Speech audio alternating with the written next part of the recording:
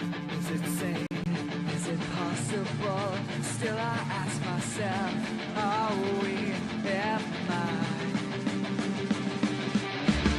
our game? It's not logical, but you contemplate, are we am I?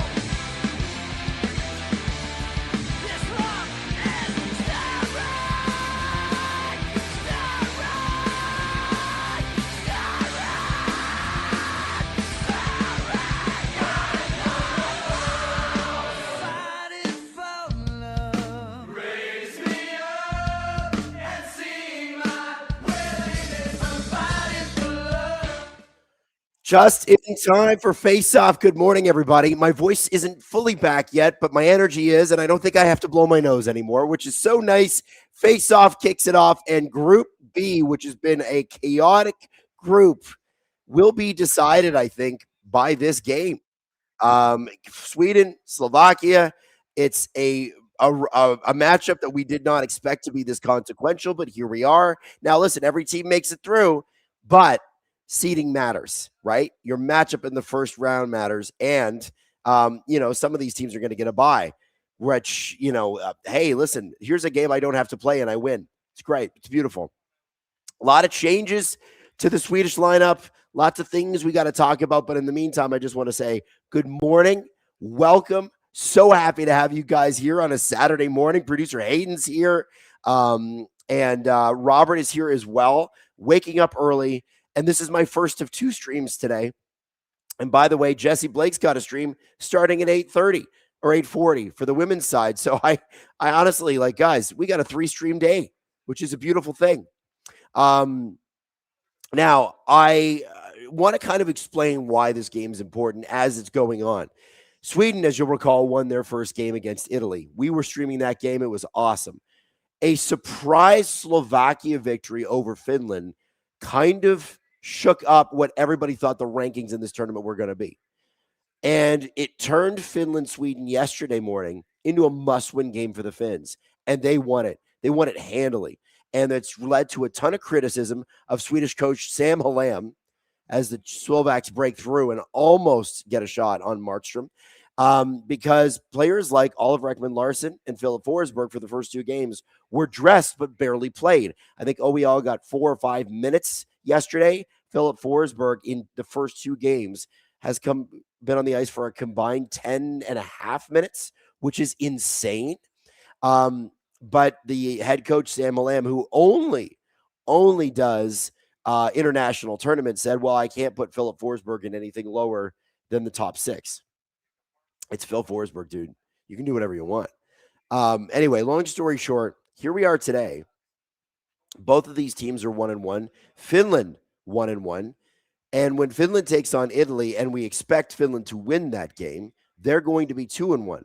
The question is, who out of these two will be also 2-1, and who's got the best goal differential? Because goal differential is the tiebreak in this tournament. And then after that, it's 1-1 matchup. So currently in Group B, Sweden is sitting in third place because they lost to the Finns. Their goal differential is the same, but the second tiebreak is the matchup face-to-face, or head-to-head, that is. And Sweden is sitting in third place. Not a spot anybody thought they'd be in. Not a spot anybody thought they'd be in. Now, the other thing you got to know is Juraj Slafkovský for the Slovakian team has been unbelievable. And he was unbelievable in the 2022 Olympics too. And he has just been their stud in a way that I don't think people were ready for. Now, here we go. We got a bit of a break. Landeskog. Oh. Now, there have been some lineup changes as well, which I think is very interesting. Hampus Lindholm is in. Oh, actually, I'll pull it up. Frege had it this morning. Because I think you'll find this very, very interesting, considering the ice time that some of these guys are playing. So Sweden is sitting Phil Gustafsson, who kind of was a bit rocky the first couple of games. Rasmus Andersson is also not dressing, and neither is Elias Lindholm. Elias Lindholm was the second line center coming into this tournament, is not playing. For the Swedes is Markstrom in goal, Hampus Lindholm on defense, and Mojo of the Minnesota Wild, Marcus Johansson. So very, very interesting. It looks like Jesper Bratt is the extra forward for Sweden as well. And no Pospisil for Slovakia. Pontus Holmberg has played a surprising role on this team. And you'll be interested to know that when Pontus Holmberg won SHL playoff MVP, his coach was Sam Hallam, who is the coach of Sweden now. So Sam loves him. Anyway. Good morning to Andrew Martin 6220. Welcome to SDP VIP ad free. Mavode 13. Let's go Slovakia. Sweden have Slafkovský. Sweden has a Slafkovský problem. Yeah, I think everybody at the tournament's got a Slafkovský problem. He's playing great. And Ontario's Most Haunted said, I haven't even gone to bed yet. Also, have you heard of Sid Sixero's new show? Of course I have. And I'm thrilled for Sid. We love Sid. We were texting him the day it came out. Thrilled for the guy. And he sounds great. He sounds like himself. By the way, I'm told Germany is already up 1-0. Hayden, do we have the goal scorer? Not yet. Do not have the goal scorer yet. And also, Hayden's not allowed to look at any of the highlights because the IOC said no. You can't. There's a hockey game going on and you're not watching? Well, that's too bad. Now, I'm curious here about how this. Oh, it's Lucas Reichel with the goal. Vancouver Canucks. I'm curious about the Swedes here because obviously they've got off to an okay start here. They get the first couple of shots. Nylander, Dahlin have been pretty damn good together. Really good chemistry between the two of them. And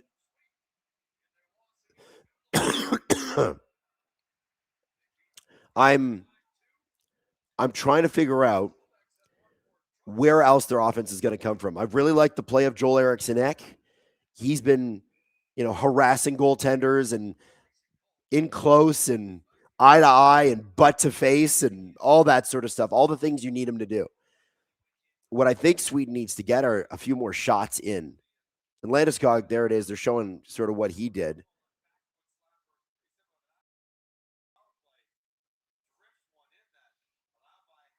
Lavai, by the way, for Slovakia has been a story too. What a goaltender. This guy has blown people away with how good he's been. And this is what's so great about international tournaments is you just never know who's going to be the hero, right?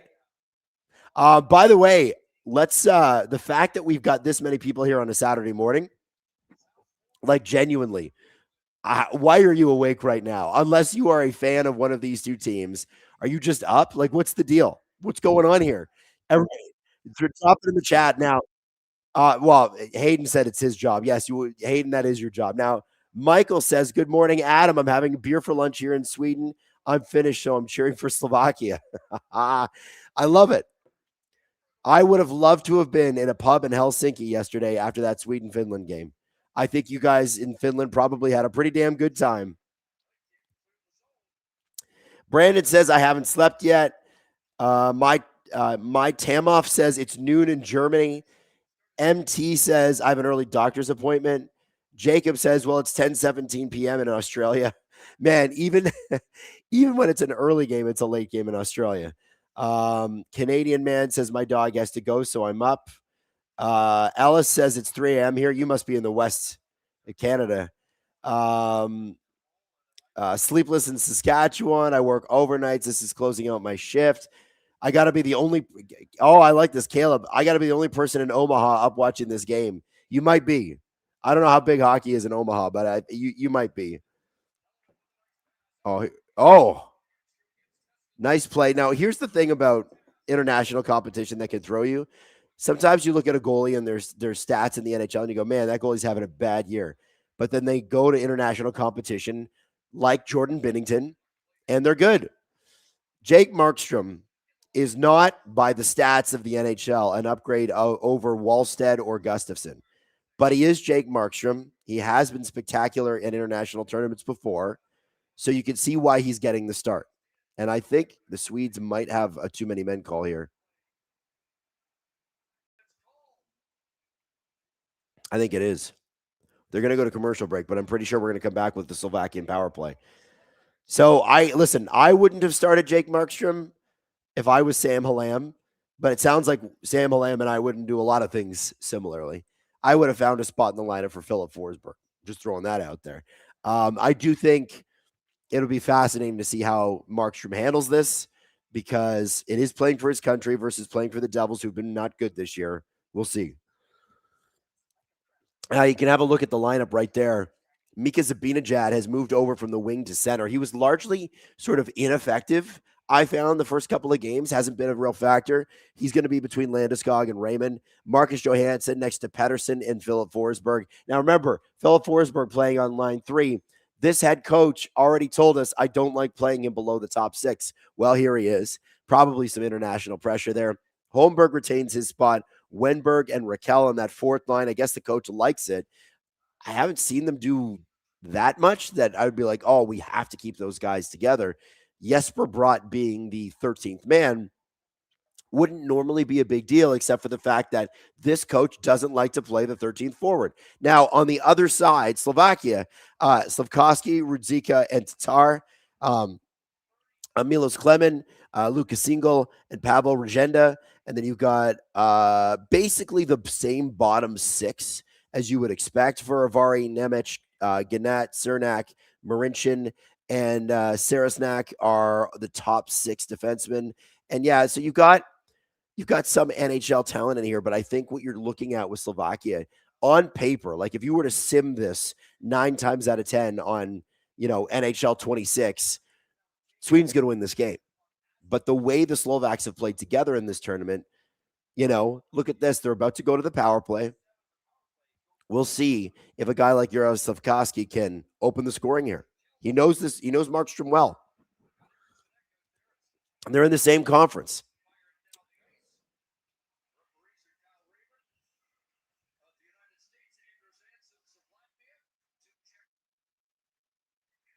Okay, so here we go. So the Slovaks are gonna kind of gain the zone here. What I'm curious about, and Sweden's been pretty good about this, in every game I've seen Sweden play, which is all of them. Well, here we go. We got a fast break here. Oh, he's got a breakaway. Big save. Oh no, it went in. It's a goal, but the goalie's saying no. He said he had it. That's a big goal for Sweden early, short-handed, assuming that it counts. Man, it seems like with this tournament, they're reviewing every single goal. Like Latvia had 2 goals called back. Sorry, Sweden had 2 goals called back against Latvia. The Swedish fans are thrilled right now. Remember, Slovakia has not lost a game.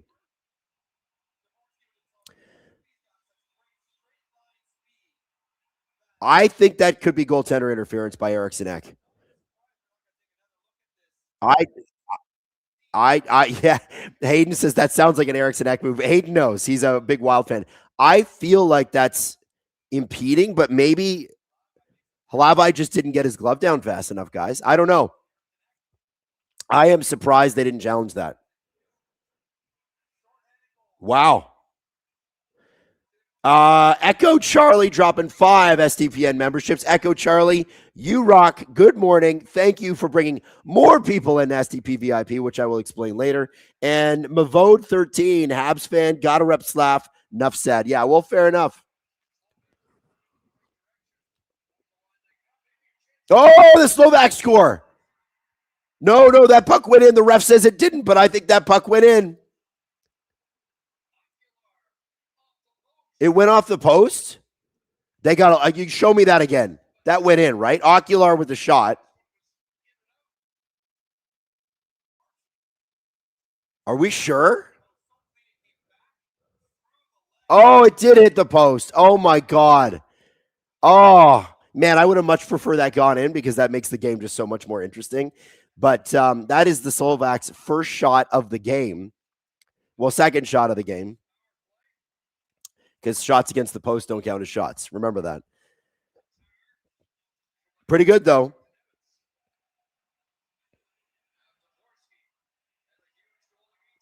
Tatar. Back to the point. Dvorsky with a shot. That shot's blocked. Dvorsky. Down low. Oh, Slavkovsky also made a great setup there to Tatar. Dvorsky. So Nemec is at the point. 15 seconds to go on this power play. I really like what the goalie did there. Great pass. Great pass. Jake Markstrom could never. Slavkovsky. He's been a star for this tournament. Excuse me. Rebound. Good shot and rebound by the Slovaks. There are a couple of good opportunities. They are not able to get it home. It is now 5-on-5 again. Now, what I was saying was Sweden has done a really great job. If we're gonna compliment. Oh, we gotta go. That's Slavkovsky. What an absolute rocket! And the Slovak fans are going crazy. What a great goal! What an absolute monster he's been in this tournament. Juraj Slavkovsky, everybody. That was crazy. That was a wind-up slapper like 90s NHL style. That was crazy. Listen, look at this.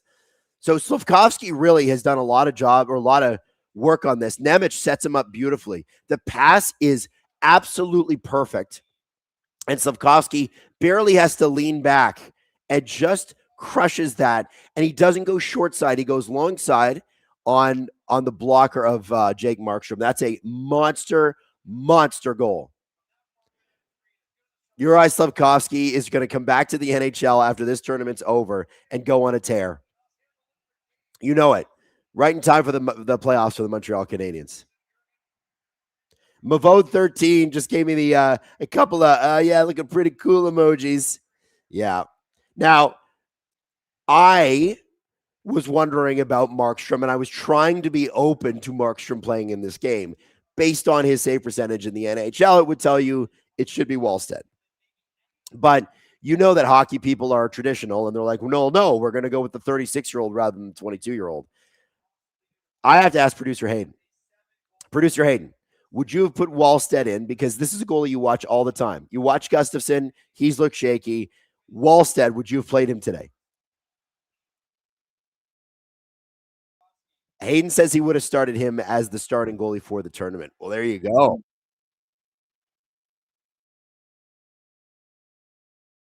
He thinks after watching both all season that Wallstedt's the stud. Okay. I like it.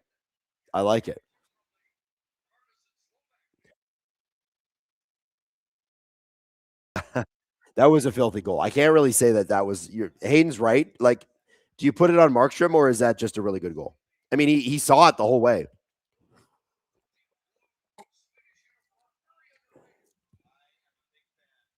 I woke up this morning, by the way, hoping that my voice was fully back. It's not, clearly.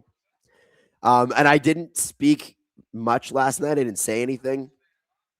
Watched a little Real Housewives to wind down with my wife, which I love. And I just sat there quiet. And so I did not speak until I walked in here this morning and talked to Hayden on the thing. And I didn't know if my voice was good or not. It's obviously not great yet, but it's coming. It's coming back.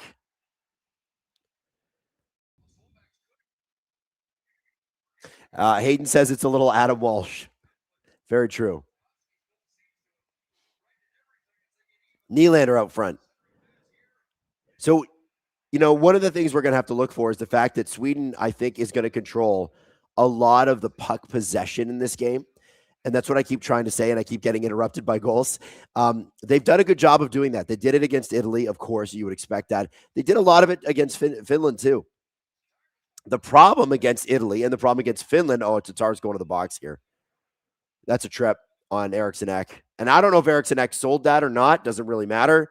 That's a good penalty to have if you're the Swedish team. So yeah, what I was going to say is Sweden has controlled the puck play, and that's a great form of defense. The problem is when their defense gets caught, it looks slow, and I don't know. I don't think their defense is slow. I think they play slow. I think that's how the coach wants them playing. Not sure. I'm not sure I'm a fan. And it sounds, by the way, like a lot of Swedish fans want this guy gone. It sounds like a lot of Swedes are like, I can't stand this guy. Please, no more of this man. I will see. Yeah, Hayden makes a good point. The Finns did a good thing. So I guess the Finns, after the Four Nations, pitched some of the prominent Finnish players pitched the Finnish national program on bringing in Paul Maurice as a head coach, which happens all the time, by the way. A lot of people are like, well, why wouldn't they hire a Finnish coach? You just want to, when it comes to international competition, you just want to hire the best coach you can. Canada and the United States and Sweden most of the time don't need that.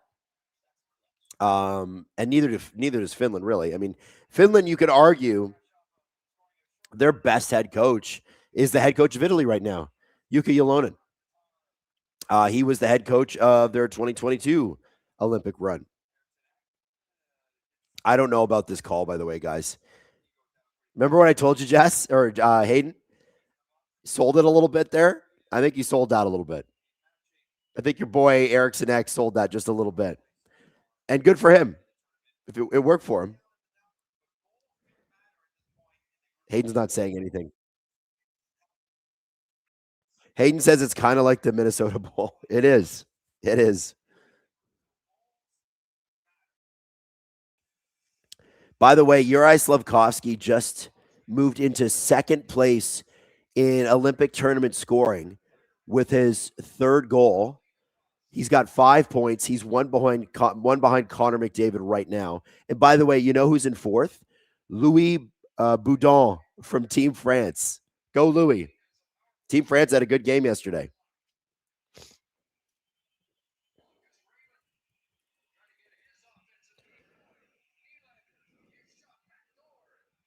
And by the way, we're going to see Steve Dangle Glynn stream the Canada-France game. Nylander shot. Nice save. Halavai with a great save there. He's looked so solid. We're going to see Steve stream that game tomorrow. And again, today, it's me right now, and then it's Jesse at 8:40, and then it is me again at 3:10.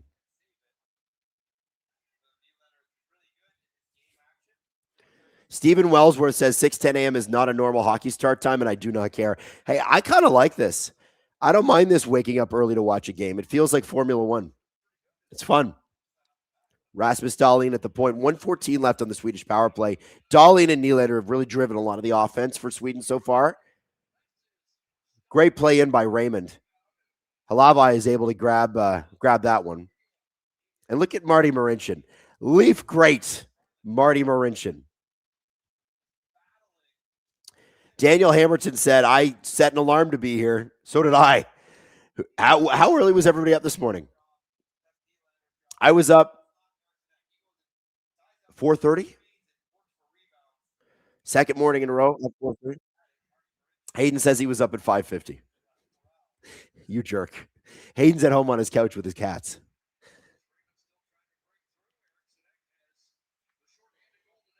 Darlene, shot. Good save. Now watch. Nylander and Darlene are going to drive this power play. Both of them. Look, Darlene's open. They tried to get it across to him. You see what I'm saying? Lucas Raymond is looking for them. Nylander, watch. Over to Darlene right here. He's going to drop pass right here. Oh, no. Raymond. Darlene was open.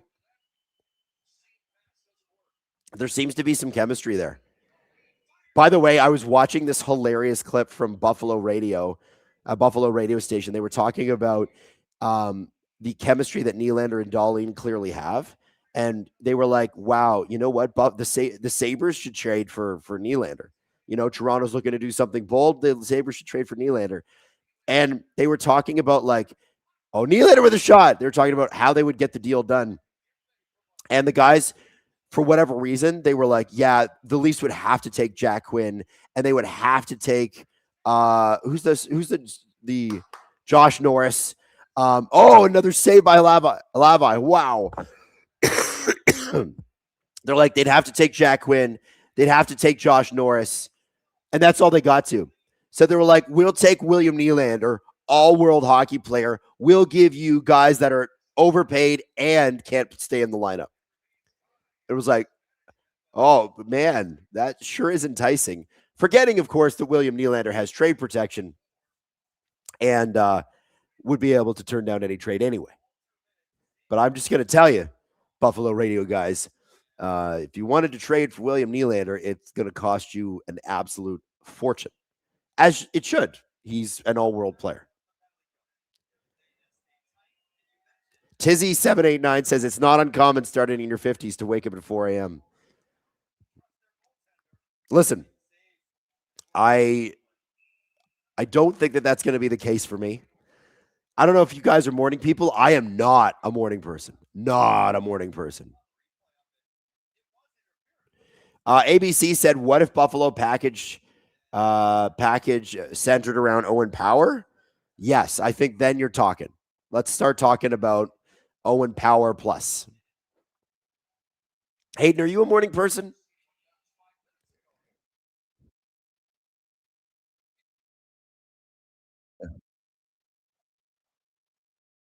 So Hayden worked on a morning show and had to wake up at 2 a.m. for 5 years. And now he refuses to wake up before 9 a.m. And I don't blame you.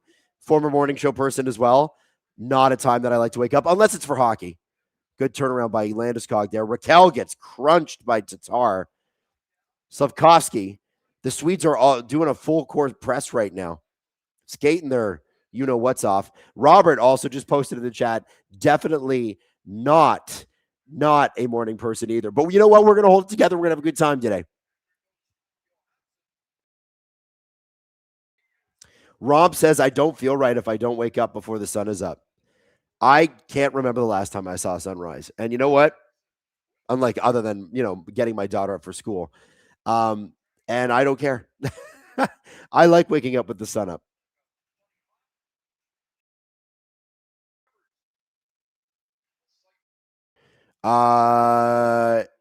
My kid's school starts at 8:20, Hayden.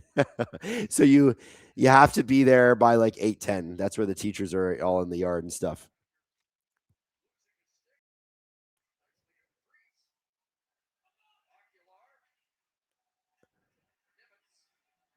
Jumbo TV says, you mean you hated all those early morning BT stints? Who doesn't like waking up in the dark and cold? You know what I remember about waking up early is breakfast television. We had a parking lot for breakfast television, but it was 2 blocks away from Yonge Dundas Square where it used to be located. And yeah, and for anybody that's never been to Toronto, it's like our version of Times Square, just less electric, a little bit more, too many crazy people. I'm not a fan of Yonge Dundas Square. Anyway, at 4, I'd be getting there at like 5 a.m. and it would be like, minus 20, and you're walking through a place that isn't particularly safe. And I remember when I walked through it one morning, freezing cold. I get into the newsroom, and Melanie Ing, who's still with City News, says to me, she's like, "You're all right?" I was like, "Yeah, why?" And she's like, "Oh, there was just a stabbing. Like just out like a." I said, "How long ago?" She's like, "About 2 minutes ago, right before you walked in. It's already on the police Doppler." I was like, "Oh my God." It literally happened while I was in the square and I didn't know it. So, it's not a uh not a fun time to be awake and alive in a setting like that. Was not a fan.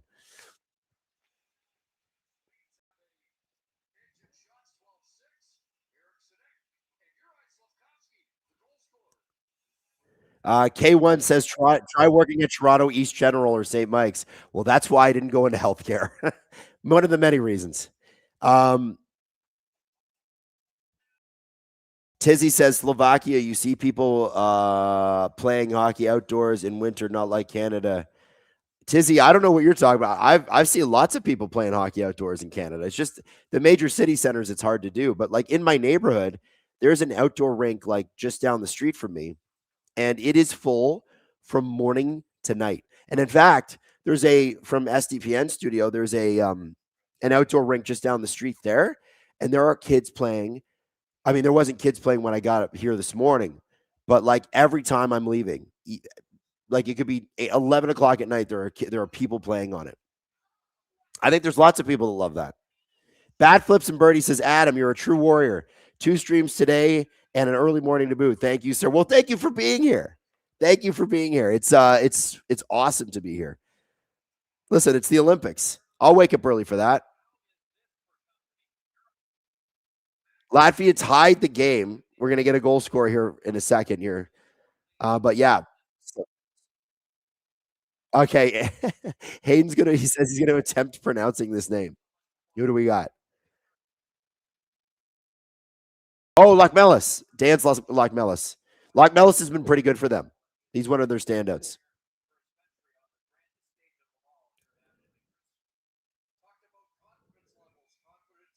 Oh, did he mean Lassie says he meant not as much as Canada? Oh, I hope that changes. I want more hockey played elsewhere. Let's go. We were saying on the podcast yesterday how much fun this tournament has been and how cool it is to see teams like Italy and like France. France had a couple of goals yesterday, shocked the world, come in and like be a factor, right? Not get run over. It's awesome.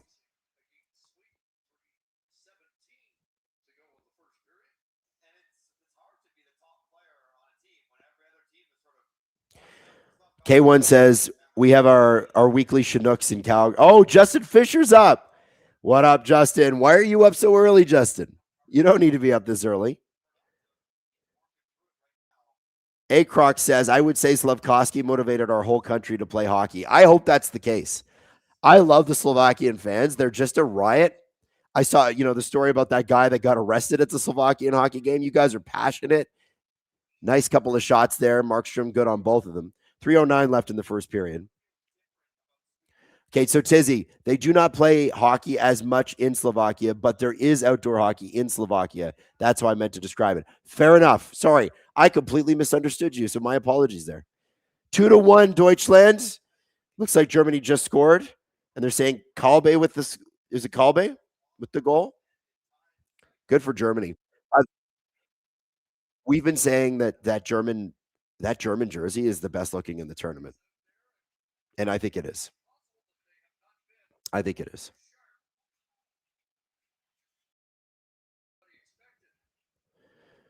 Landeskog behind the net.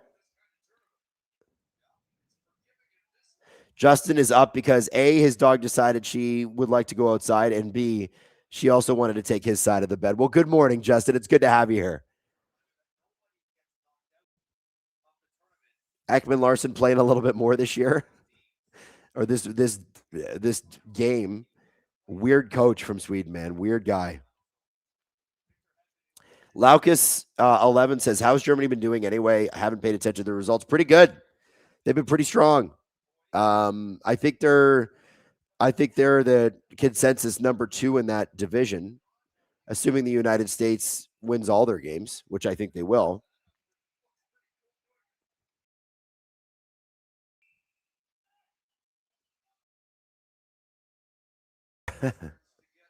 Getting a little chippy. Zabinajad and Ocular having a little chat. Not sure what language.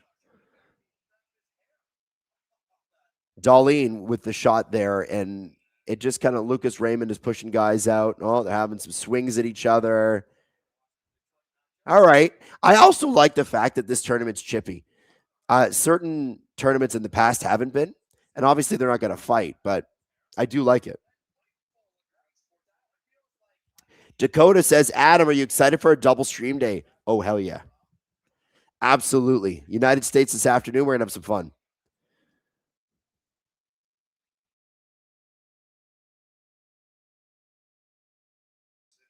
Landeskog loses the face-off draw. Oh, but okay. They're going to redrop the puck. Do they have an issue with? I don't understand that.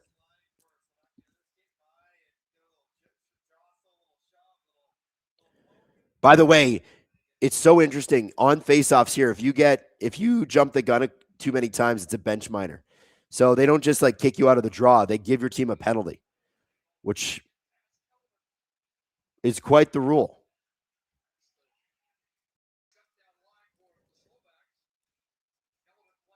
Oh, I think Darlene's going to the box. He's trying to grab number 11 from the Slovaks. Trying to get that's Milos Kellerman. Darlene's trying to push him. So Darlene is pissed that he took a call there. And what he's trying to do is give him a good punch in the face, get him to respond so it's offsetting. And the Swedes are mad. And they're yelling at each other in English because I saw him mouth, "Shut the F up."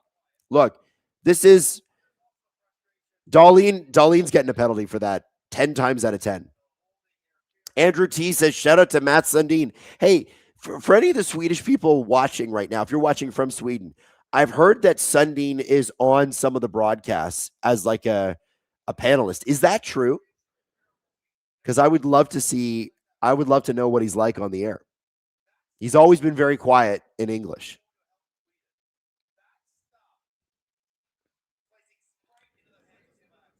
So Slovakia already got a damn good goal from Slavkovsky. The Swedes are now giving them a beautiful opportunity to get another one. Slavkovsky intercepts the puck. Watch him. Watch number 20. This guy is already second in tournament scoring. If he has a good game today, he's going to overtake Connor McDavid. One more point and he ties McDavid. Slavkovsky along the half board. Back to Nemec. To Tatar. Tatar down low. Tatar at the top of the circle. Shot. Off a leg. Tatar retrieves. Budacek. Tatar. Back out to the point. Nemec is able to stop that. Back down low to Tatar. Slavkovsky is circling. He's open, but the Swedes have put a couple of men on him. Now he's open. Tatar's got to find him, though. He's got to look. Find Slavkovsky. Find him. Shoot. There's the shot you're looking for. Markstrom saw that one coming because Slavkovsky called for it. Slavkovsky now with the puck. Back to Nemec. Down low to Dvorsky. To Slavkovsky to Nemec. Nemec with the shot. Off the shoulder. There's a rebound. Oh, and it was a beautiful opportunity, but the Swedish defense is able to clear that puck right before the Slovak forward got there. And I think that would have been Dvorsky, and that would have been a gift. Shot. Ruzicka shot off of Markstrom's helmet. Nemec. Ruzicka. Shot out front. Another rebound. A great power play.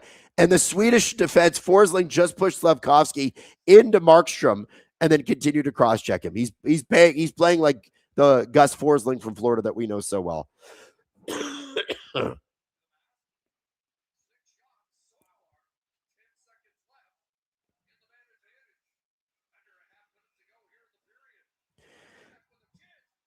Oh, Cernak with another chance. So apparently Sweden, apparently Sweden's got Håkan Lube, they've got Matt Sundin, and they've got Henrik Lundqvist. That's pretty cool.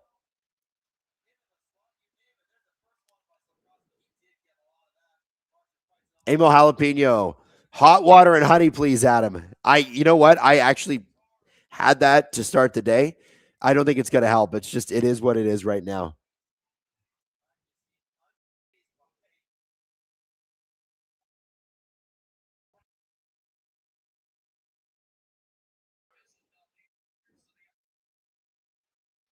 All right, here we go. Shot, 10 seconds to go. Puck is in.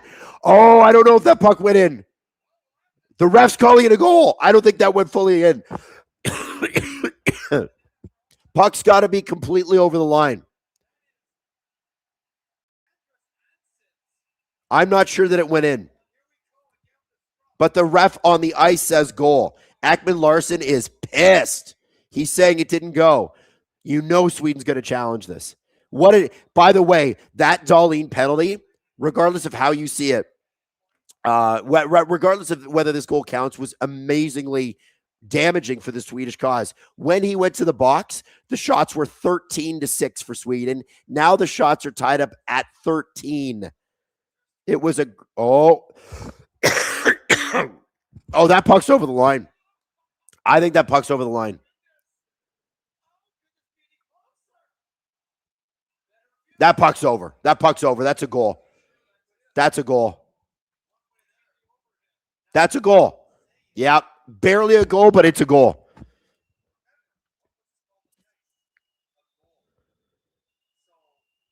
So apparently the British announcers, by the way, are pronouncing Zabinajad as Zabinajad.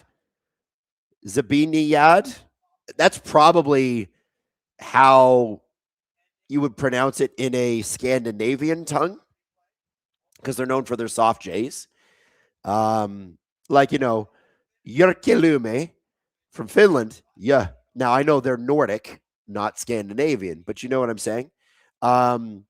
But I'm going to still say Zabinajad. I trust the BBC announcers. They're known for their detail. Like, they're very attentive to detail and that sort of thing. But I have no idea how to properly pronounce Zabinajad. I'm only going to give you the North American pronunciation because that's all I know. This is going to be disastrous for Sweden, by the way, if they don't win this game.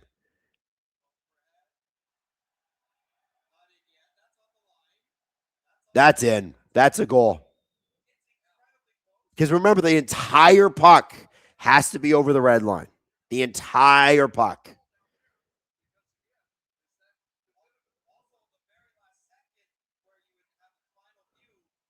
Now, you know how they could solve this? Is put in the same technology that tennis does, and then you don't have to spend 40 friggin' minutes reviewing this. A little chip in the puck, and you know when it's over the line.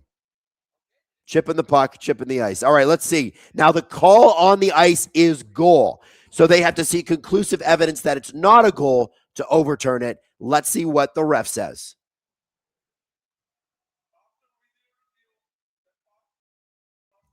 No goal.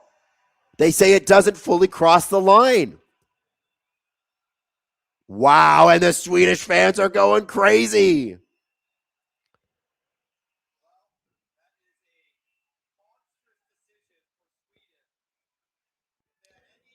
I think that's a goal. I think that's a goal, guys. I'm not going to lie. I think that's a goal. If I was Slovakia, I would challenge that. I guess you can't. Can you challenge a challenge? 3 seconds to go in this period. Wow. What a first period, guys. Man, we have got some good games. We've got some monster flipping games. Like real good stuff. Brandon Pragum says, what are the chances we see a fight this Olympics? 0. They'll kick you out. So there'll be no fights. All right. Now, in Canada here, we've got these Tim Hortons hockey cards, which I love. There's 2 base cards, and then there's a specialty card in every pack. Sometimes you get a free donut and free coffee, although I've not been lucky enough to get one of those yet. Jesse hasn't either, so I'm hoping to beat him to the punch. But let me give you some of the cards I got. Anne-Marie Desbiens, who you're going to see probably later this morning in Jesse's stream as Canada's starting goaltender. She started every game this tournament. Mackenzie Weegar of the Calgary Flames, who last played for Team Canada at the 2025 World Championships. And a Northern Stars card. This one is Ray Bourque in the Nagano jersey. Again, the gray and white stripe over the shoulders. Telling you, absolute classic. They need to go back to that. I thought those jerseys were beautiful. I don't understand why they got rid of them. All right. Now, next one. Can we get the donut card before Jesse gets the donut card? Because if we do, there'll be grand celebrations. All right. You guys are all here early. All right. Kreider says, hockey cards for breakfast. My American heart yearns. You know what? You could always move to Canada. We don't do tariffs on our own people. Just throwing that out there. Okay. No donut card, but a good one anyway. Marty Saint-Louis, who obviously was a part of the Sochi and Torino teams. Joe Nieuwendyk, 2002 winner of the gold medal. Toronto Maple Leaf great. Screw you, Dallas and Calgary. He's ours. Mitchell Marner, but this is Mitch Marner in a World Championship jersey. He's got the Zepter helmet on. Mitch Marner, current member of the top 6 for Team Canada. Okay, so we're going to go to break here. Hayden, what do we talk? What's the clip?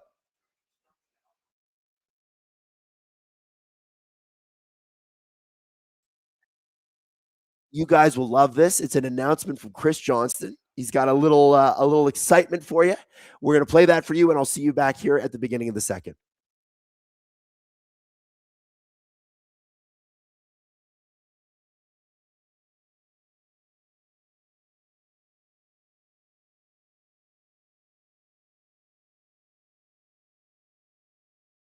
News, saw the photos. We've obviously been tracking this in the group chat, and we're just really happy for you and really, really ecstatic for you and Lindsay that this has happened. Congratulations on your newborn son. Thanks, buddy. What a blessing. I mean, what a crazy, emotional, exciting few days. We're in our dad pod era now, reluctantly.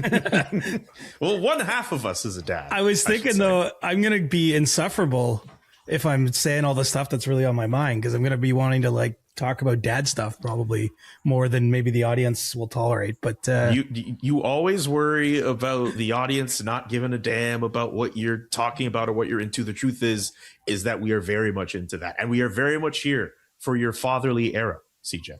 Yeah. Well, that's good. I appreciate it. And honestly, the coolest part about it, I mean, the whole thing is cool. Anyone who's been through it probably understands it's almost hard to put words to and to do it proper justice. But, the most interesting thing for me, I'd say, is how normal it feels. Like, as of Wednesday morning, I became a dad, and here we are on Friday, and it just feels normal. And I'm doing all the things dads do. And it even sounds silly that I was, joking with you 10 days ago or whatever it was about a car seat, because I'm doing a lot more than that now. And a lot of things are kind of second nature and hardwired into us. And yeah, so our little guy is Ryder. He's my ride or die now. The funniest part, actually, when he was born is, it takes a bit of time. They cut the umbilical cord, and then they clean him up a little bit, and they weigh him, and he was 6 pounds, 7 ounces. And, I didn't react to that in any way. Lindsay, my partner, didn't react to that in any way, but all the nurses and surgeons and doctors in there were kind of laughing that it was a 6'7" kind of vibe. So I'm sure by the time Ryder's old enough to even have any thoughts about that 6'7" meme will long since have been put out to pasture. But they were even sort of chuckling about it when we were in the delivery room on Wednesday. So yeah, hasn't been a lot of sleep for me since then, but pretty amazing. Everything that you would hope, and even a little bit more. If I could ask one more question. How did you decide on the name Ryder?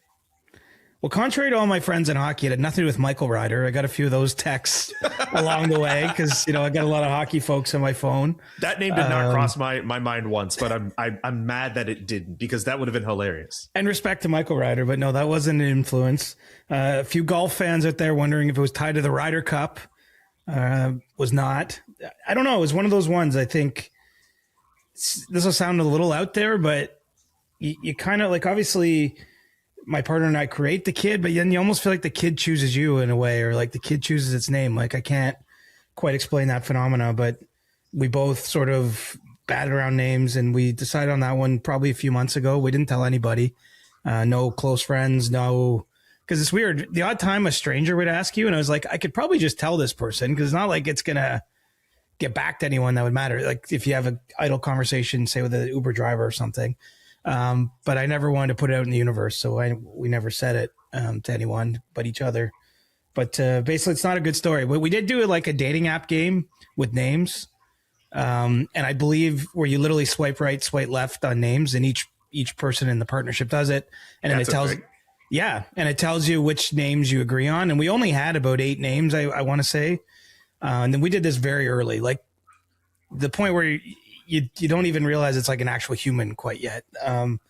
And Ryder, I think, was one of those names. And then I had a notes file in my phone because we wanted to kind of like stress test a few. Lindsay and I, and looking, we had 5 names in the notes file, and Ryder was at the top. So I guess it was the favorite. 5? What's that?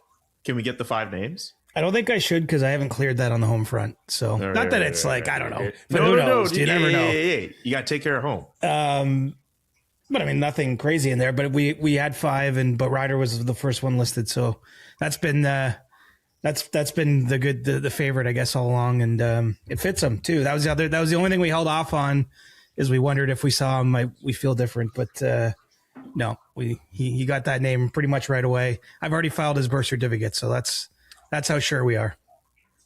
That's awesome. I know. Fun Wyatt fact: was not, if you do that in Ontario, there's a warning right before you hit submit, and it says if you need to change this name for any reason in the future, it's $137 penalty. Oh, why would they call it a penalty? Okay, I don't know. It was, or maybe they called it a change fee, but I viewed it as a penalty. I don't know. But the point was, I guess either some people might get second thoughts. I guess after you name the kid, and then 2 days later, actually maybe. Or the other one, which was I double checked 10 times, it would be an easy form to misspell something. Yeah. You know what I mean? Again, you're a little underslept. There's a lot of emotions going through you. It would be easy to double up on a letter or not put one in. So if you got fat fingers, as I do when I type, but I made sure I spelled each part of that name correctly. So the birth certificate won't cost me $137. Yeah, you don't want Ridey instead of Ryder, or RIDER or instead of RYDER. Now I'm terrified of that, and I'm nowhere near parenthood. Right, and we went with Lindsay's surname as the maiden name, Pennell, and that's a name that you could. It's in this case it's 2 N's and 1 L, but someone could put two L's or maybe only 1 N. And anyway, it would be pretty embarrassing if not only I misspelled his middle name on it birth certificate, but it was Lindsay's surname that I messed up also. Ryder Penal Johnston does not have a good ring to it at all. Ryder, no. RPJ, buddy. I like it. RPJ. I know Wyatt was also not in consideration for it was on that list of 5. So I guess it was in consideration enough at that point. And I don't remember when I created that list. That was definitely a while back. But I guess I was even though my reaction was what I've shared on the pod, that we can't name our kid the same thing as a active NHL player of some prominence, because people are just going to think we named them after him, or it's uncomfortable. But I guess I was willing to at least have it on the list of 5 that were being considered. But I can tell you, I never can. No offense to Wyatt Johnson, I actually like the name, but was already spoken for in our world. Anything else you'd like to mention about how eventful and emotional and amazing this week has been for you before we move on? No, maybe just a caveat for what we're going to talk about next, though, is I maybe have not watched the hockey to the same degree that we would expect normally. I've watched both Canada games in full, and I was actually up early with Ryder today, so I saw the games that were on at 6 a.m. my time with him. So I have been watching, and following obviously, but I've obviously been had my mind and energy in other places too. No one here is going to blame you for not being on top of every single game. We know you've had bigger things to deal with this week, so don't even worry about that. We can get going on the Canada games, and we can touch off on some of the other things that have happened in smaller doses, but we can get into Team Canada's performance at the Olympics so far on the men's side 2-0. They're going to win their group after their victory on Friday against Switzerland. They took care of business against Czechia earlier this week as well. Before we get into, I guess, the future beyond those two games, let's take stock of what we've seen so far. As far as I'm concerned, this is as dialed in as I've seen a Canadian squad in some time, with NHL players, I should say. But just the way they've dominated in that Czechia game, I think at the start of the Switzerland game, they showed some of that dominance too, even though Switzerland tried to push back. But we're seeing a lot of dominance from this Canadian squad 2 games in. Yeah, and not the normal. You always expect a little bit of a feeling out period, I think, for every country. I mean, truthfully, when we look back on this tournament, whoever wins, we'll probably look at a team that got better as it went along, and that would be the same. Even as great as Canada's been to start with the back-to-back wins over Czechia and Switzerland, I mean, they still have to keep finding another level when they get into the knockout round. But you're right. I think all systems go, led by the top players too. That's what I think is interesting. For me, I mean, Connor McDavid, he flew over a little early. I know a couple other guys did as well from other countries that participated in the opening ceremony. But, Connor came over with the Oilers schedule ending and didn't join most of the other players on the charter. And I think a big part of that was it was easier to fly, from Edmonton all the way to Milan. Actually was easier than having to first get to New York to where the charter was to get on the charter. But, the second part was just an extra day or day plus, to get it acclimatized there. And who can argue with the results? I mean, the first player ever with 6 points through 2 games when the NHL has participated in the Olympics. So, pretty dominant from him and his line. I'm sure we'll go deep on what his line looks like now, which wasn't the line that started the tournament, but other high level points. I mean, Crosby has been around it. Macklin Celebrini, the youngest player ever to play for Team Canada at one of these Olympics with NHL players, scoring in both the first 2 games. Jordan Binnington, which was a major question mark ahead of the tournament, delivering a shutout in the opener, and Logan Thompson, I thought was excellent in game 2 against Switzerland. So, I mean, other than Josh Morrissey leaving the first game with an injury, it would be hard to identify anything remotely close to a negative, that's not the way these things normally go. I mean, the Four Nations was good too, but I was just thinking back, the Sweden game, which was the opening game Canada played, they had to win in overtime, which, a win's a win, but, the way the point system works, you'd rather win in regulation. And then naturally the second game was the one we all remember against the US, but they lost that game, right? So, they started that tournament with an overtime win and a loss in regulation. And then, beat Finland to get in the final and won in overtime again. They were really good in that tournament. I'm not going to look, we don't have to pick apart winners, but the point is they're at another level. It looks like to me, and they have some different players. It's a year later. There's different things going on. They have yet to face any of the biggest countries, although I would say Switzerland, if anyone has been following along in the SDPN ballots, I picked them as my bronze medal winner, which I do grant that's not the favorite pick, but for me, they're a little closer to the top level teams, I think, than some people notice, especially, probably North American hockey fans that aren't watching the World Hockey Championship to the degree I do. Anyway, my point is they still beat 2 pretty good countries here back to back, and beat them decisively 10-1 in aggregate. So yeah, I don't know where you want to go next. We can probably go down all the different rabbit holes, but that's as dominant as you should expect. Honestly, you could not script that better if you're the Canadian team. Again, other than the small caveat of losing one player to injury, and even Josh Morrissey's injury doesn't sound overly serious.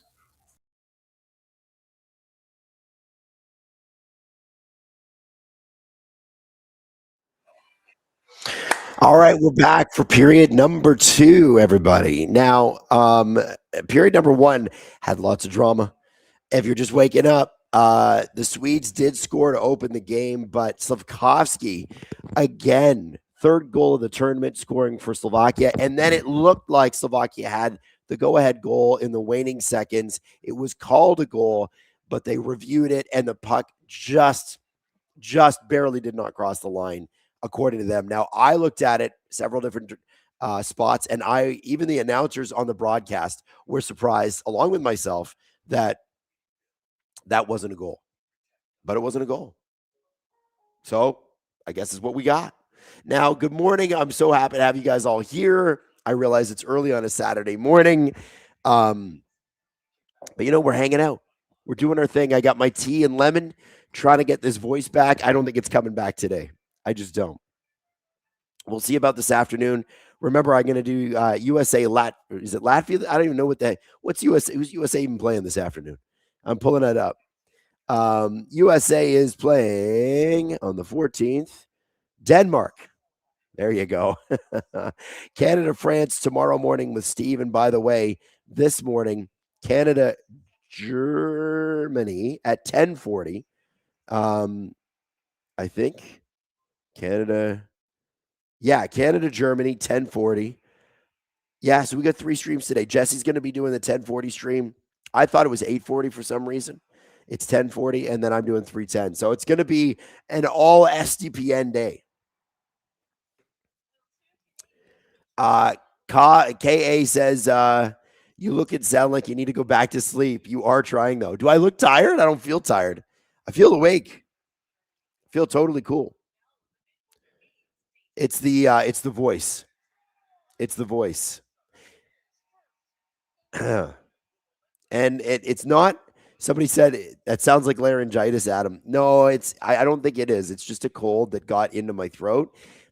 And then end of the week here, I've had to do a bunch of talking, which is inconvenient when you're trying to get better from a sickness. Curtis says you have a voice of an angel. Well, thank you. I appreciate you.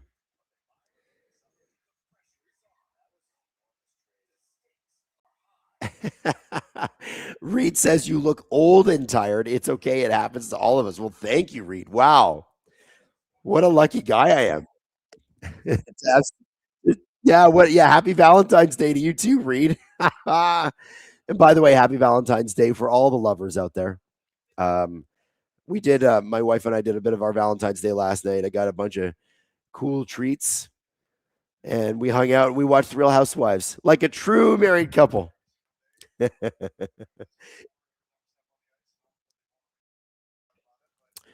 Let's see how the Swedes come out here in the second period. I'm curious about this Swedish team.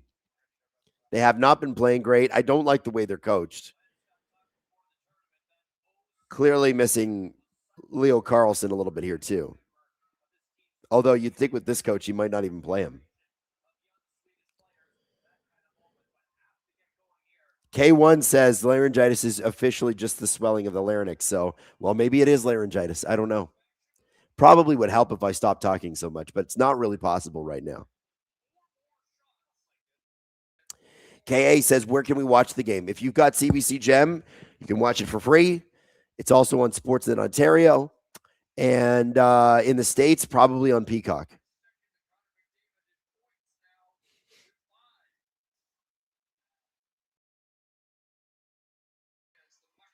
Slafkovsky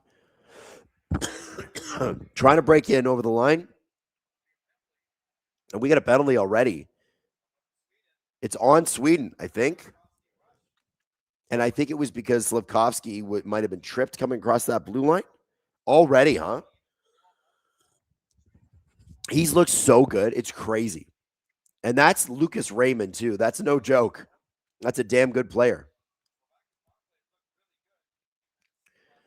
Yeah, so Lucas Raymond gets the stick into the gloves, which is a penalty 10 times out of 10. They're always going to call that. That's easy.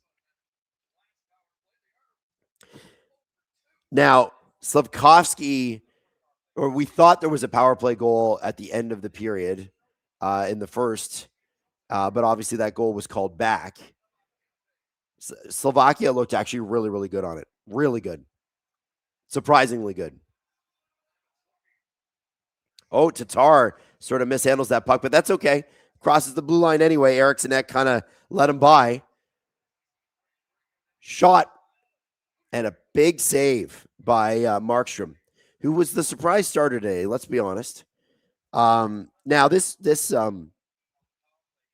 top power play unit has been pretty good today. You've got Dvorsky, Libor Hudacek, Thomas Tatar, Simon Nemec, and Uri Slafkovsky. And again, Uri is a point right now behind Connor McDavid for the tournament lead in points. He's got 3 goals, 2 assists. McDavid's got 1 goal, 5 assists.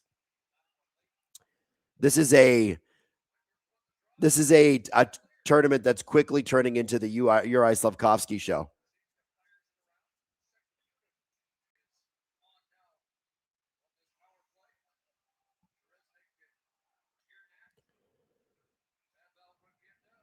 Regenda. Ocular throws it in. By the way, it's Regenda, Ruzicka, Single, Girnat, and Kresenak. I think that's how you say his name. I hope I'm saying it right. And a shot in. Markstrom's got that one through traffic. See, what the Slovaks seem to be wanting to do here is throw the puck in from your point man or a guy like Slavkovsky and hope for rebounds. And Markstrom at various points in his career has allowed big fat rebounds. But if you're going to put it into the goalie's chest, and I think Gernat knows this, there's never going to be a rebound. Never. Slavkovsky's line's back out there. Nemec. Tatar. They're going to be looking for Slavkovsky. He's playing high. Down low to Ruzicka. Oh, it's Dvorsky. Excuse me. What am I saying? Ruzicka. Tatar. Down low. On the half wall. Nemec now with the point. Sweden really aggressive on their PK. Gapping up a lot quicker than you'd expect. Look at Pettersson. He's pushing him. He's trying to make him make a mistake. Seems to be working for them. That's actually a good strategy for them if you got some good skating. Look at Pettersson hounding Dvorsky. Ekman Larson also helped out with that too. That was really good. Power play over.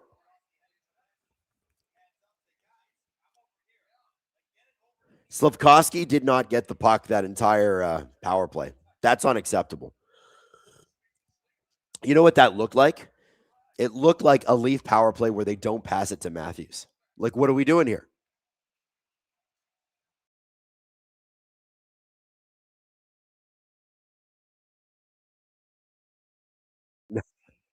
Hayden said, you guys remember the Thomas Tatar Habs fan? Tatar. He's like, if your voice wasn't shot, you should say it, but I can't all the time. Apparently, this game is not being shown in the States. What's up with that? In the USA, most non-USA teams are stream only. Really? That's too bad. But I guess that kind of makes sense. Like, Americans tend to only really want to see what Americans are doing. It happens when you're, a massive population and the richest country on earth. But for the rest of us, we like to see it all. And there's plenty of Americans who'd like to see it all as well. It's bizarre that they don't show it, but they've always been like that with the Olympics.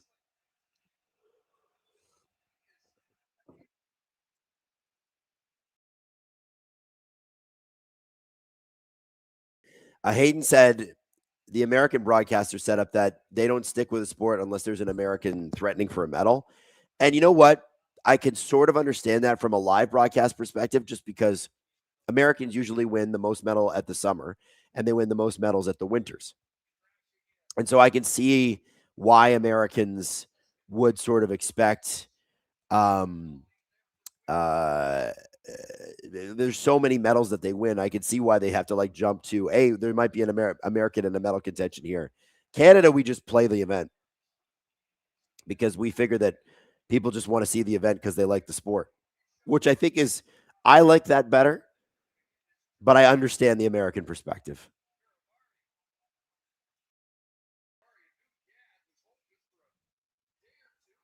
Slovaks really pressuring Sweden here in the zone. They haven't got a lot of scoring chances, but they're just not letting up on Sweden. This is really good ozone pressure. Nice little redirect there. And it just went a little wide. That was Peter Schelerik. Fourth line looking pretty strong here for the Slovaks. By the way, the Swedes have not had a single shot in this period. We are 5 minutes into it. At one point, I want to remind everybody, Sweden was out shooting Slovakia 13-6, and then Dahlin took a penalty, and then it was 13-13, and there's Sweden's first shot of the period. Landeskog up high. Back out come the Slovaks, who look like they've got lightning in their legs. The Swedes are looking slow. They're looking discombobulated. They're looking uninspired right now. Carlson. Puck out. Nice pass to Lucas Raymond. Just goes over his stick. That's an Erik Karlsson special, those kinds of passes. Carlson with a shot in. Oh, Zibanejad had a great rebound, but Hlavich is there. Oh, big save again. Zibanejad playing center this game.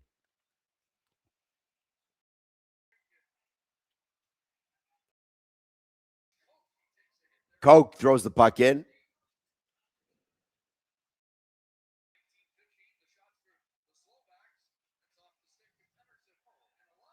Hlavich just made a crazy pass. I really like that.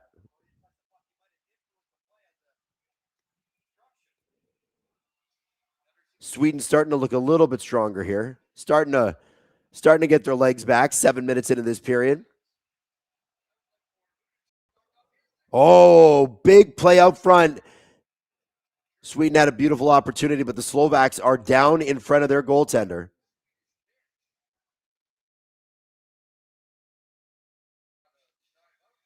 Emo Jalapeno, CBC Gem is where I usually find Olympic Games. SDPN, where is this game? I would think it would be on Gem, but if it's not on Gem, we're watching on cable on Sportsnet Ontario. Latvia has tied it again. It's Loch Mellis again. So Germany and Latvia tied. Man, the Latvians have been very, very good. Like, they were good against the Americans to the point where the first 30 minutes of the stream, the Americans in the stream were like, what the F? What are you talking about? HS Bunch of Numbers says, as a dumb American, I didn't even think the Olympics were broadcasted different ways in different regions. I thought bouncing around from event to event was just how they were broadcasted. I have to be honest with you. I totally understand why you would feel that way because you've never been exposed to anything else. But no, here in Canada, we just play them. We've got 3 networks going. So it's CBC, which is the government-funded one. There's TSN and Sportsnet, which are like, ESPN and Fox Sports. And they are running events on all 3 networks on 4 or 5 different channels per network at all times. So you can watch literally anything you want. The only complaint I have about the Olympics currently is that on cable, it seems like Bell and Rogers have gotten together and said, let's not tell anyone what's on what. So they have to click on the channel. And that's annoying because you can never know where you can find something. Also, CBC Gem here in Canada is great because it's free to download and to watch, and it runs most of the events, but obviously not all of them. And it crashes. It's prone to crashing. It's like sometimes they're like, what do you mean there's a lot of people that are going to watch our programming? They're not used to that. Maybe the same way. The big pops that some of the hockey games bring in.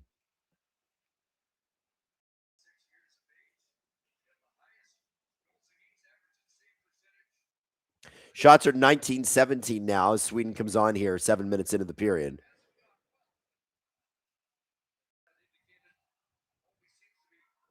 The Slovaks have been doing a really good job. Listen, I know we're at that point of a hockey game where there's not a whole lot like going on, but I want you to watch what the Slovaks are doing. Every time Sweden tries to make an outlet pass, big hit on Ekman Larsson, who looks like he might be banged up a little bit, and I think that's going to be a boarding call. And he's mad about it. Regenda just caught Ekman Larsson. I don't know if it was fully from behind, but it was a boarding call. Elbow. Knee. Oh, it's a knee. All right, let's see the rebound here. Oh, knee on knee. Yeah, that's knee on knee. That's a knee on knee all day. Yep. You know what? They never friggin' call that in the NHL. Ever, ever, ever. I'm glad to see that called.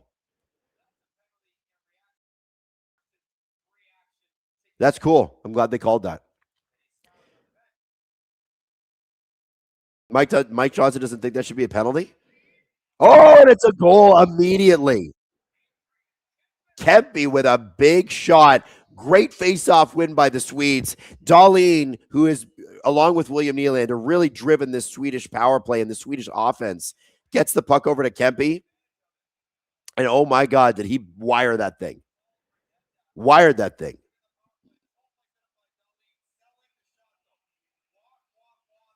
Nice. Dahlin really looked like he was going to shoot there. Nice pass. Oh, not much anybody can do about a shot like that. Wow. Big goal for Sweden. That gets them back in the game. They thought they were down 2-1. Goal was called back. Had a terrible start to the period. And look at that. They score. Where are my Swedish fans in the chat? By the way, I think it's late enough in the morning I can ask this. We've got 552 people watching. Let me ask you this, all right? Let me ask you this. Put a flag in the chat that tells me what country you're watching from, and give me your city too. I want to know who's watching from where this morning. Do we have any Slovaks watching this morning? I know we got Swedes watching this morning. I know that.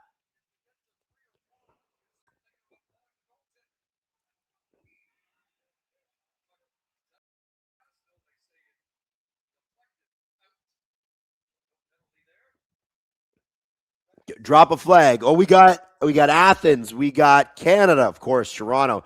We got the Dutch chirping in from where, though? We got Station Schiller, Minneapolis. We got TJ from Karlstad in Sweden. We got Quadi from Poland, I think. That's the Polish flag, right?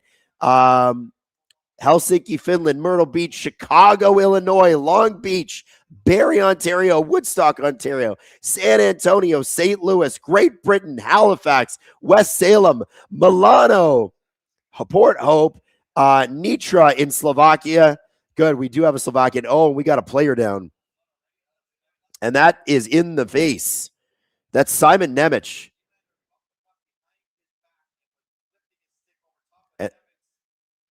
And it might be Nylander going to the box here on the high stick. Broke his tooth.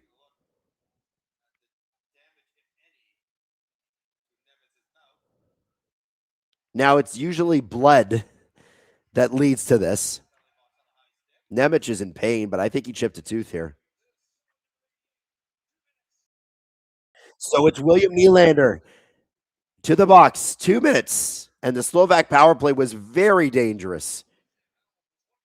Oh, my God. He smacked him hard right in the mouth. Oh. We got Switzerland checking in from Châtel Saint-Denis. Rotterdam checking in. Windsor checking in. Riga, Latvia checking in. Is that a Ukrainian flag from Moscow Bad? That's funny. Calgary, Alberta checking in. Spiska Novaves from Slovakia. Yeah, people are saying he should have had his mouth guard in his mouth. Those players, man, they love chewing their mouth guards. They should be wearing them. Although, to be honest with you, who to check? Out front! Saved by Markstrom. To be honest, straight up, you get hit in the face like that, a mouth guard's not going to do much. Really, what a mouth guard does is it prevents you from biting your tongue or biting down too hard on your teeth and grinding them. It's not going to stop a stick from taking your teeth out of your mouth.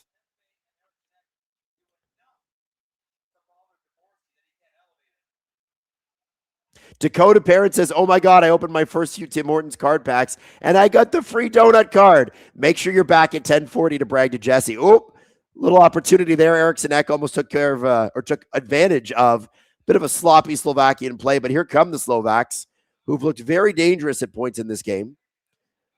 Slavkovsky to Nemec, who drew the penalty to Tatar. Tatar gets his pass intercepted by Hedman, but the Slovaks have the puck again.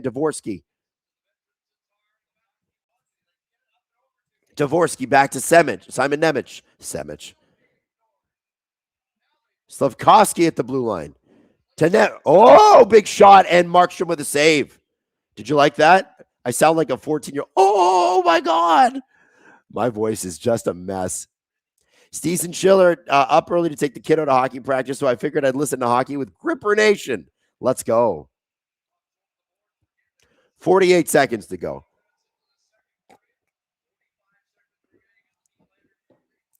Sorry, I had to crush that tea and lemon here.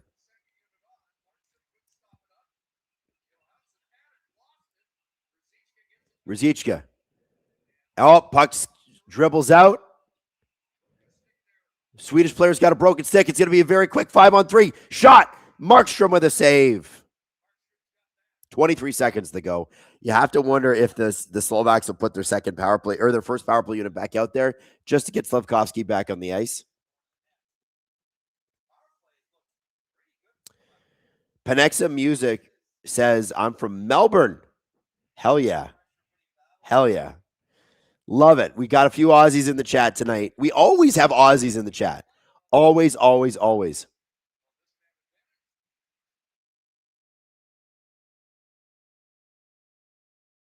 Is that really going to happen? I am too, but Hayden says he wants to do the what is it, the Kanzak or whatever they call it, where Canada, Australia, New Zealand, and Britain share like visas and stuff like that. He's like, I'm down. I want that. Maybe we'll be sharing visas with them soon. Oh, big score. It's a score. The Slovakians have tied it up. The Slovakians have tied it up. I can't say it in the excitement that I want to say it, but ladies and gentlemen, a fluke play leads to a huge rebound, leads to a huge goal, and I believe it's Martin Gernat. Oh, baby. Oh, baby. Martin Gernat gets a crazy, wide open spot, and it's not really anybody's fault here because the puck just went off of Pettersson and goes to Gernat, and who would cover Gernat in that situation? Pettersson blocks the shot. There are two Swedes down beside each other. But yeah, big goal. Big goal.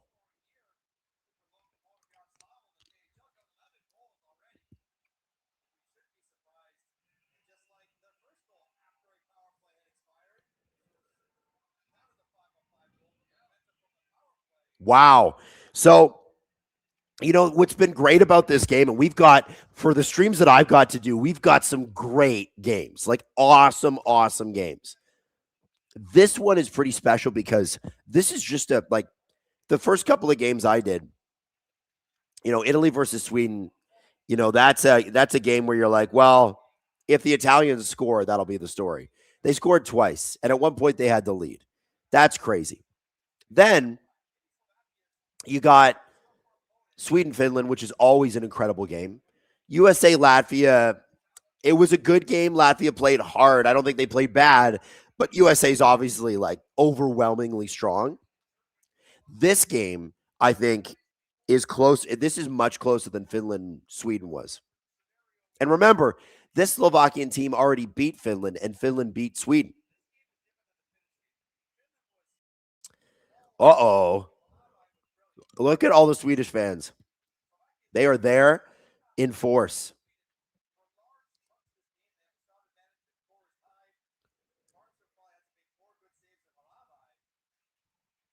And Halavai's been a real story too. Like, obviously, Juraj Slafkovsky, leading scorer on the Slovak team, second leading scorer in the tournament, is a story.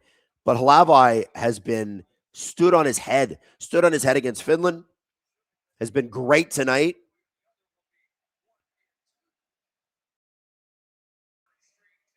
$9:19 left in the second period.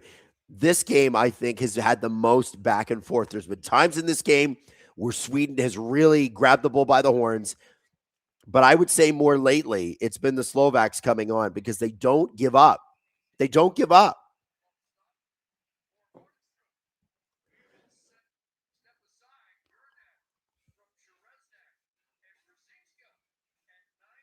Wow. Two good goals this period. Kempe and Gernat, and they're both like just wired from basically the same distance out from the net. Oh, it's a good game. This is a really, really good game. Don't you love, like, by the way, I don't know how many of you are sitting on the couch right now, hanging with your cats like producer Hayden is. And I'm assuming, Hayden, your cats are on the couch, right, Hayden? Cats are. What are they right beside you? Okay. So Hayden's got his photo up on stream, and so Hayden's cats are cuddling him this morning. I hope that this is like your Saturday morning is going like this. Okay. I hope you got a coffee. I hope if you have a pet that they're on the couch cuddling with you, and I hope you're just chilling and assuming you don't have a dog in this fight, because I know there's some Swedes and some Slovaks watching this who are probably pretty stressed out right now. But for the rest of us who just love watching international hockey, I want to throw this at you. How fun is this? You just get to watch this game, enjoy it, low stakes for you. It's someone else's problem for a while, and it's Saturday morning. And you know Canada versus Germany's coming up at 10:40, and you know Canada versus Switzerland is coming up at 3:10. Oh, not 3:10. That's tomorrow. You know USA versus Denmark is coming up at 3:10. That's moi.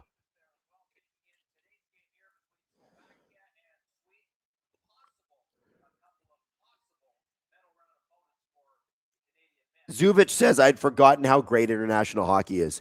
You know what? It's a shame that the World Championships happen concurrently with the NHL playoffs because they are a huge deal.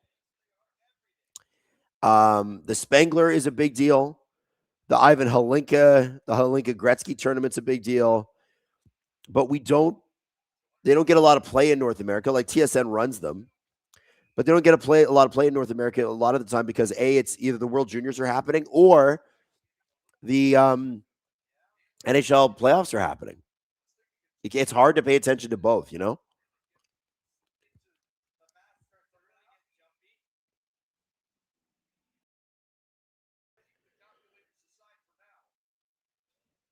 Lane Batman says, I've heard the U.S. that's signing up to Instacart for a 2-week trial, and then Peacock will show up an account membership area, but that's all I see. So basically, our American friends, and I feel bad for you guys, are having to try to find ways to get in and watch this game. Now, might I suggest, if you have a VPN, that you set it to Canada and download CBC. It's free. You can watch the game. And if the American stations aren't running it anyway, they're not losing money on it. So technically, it ain't theft anyway. You're still riding the 7 Cs, but you're just getting access to more content. Just a thought. I'm not saying you should. I'm just saying you can.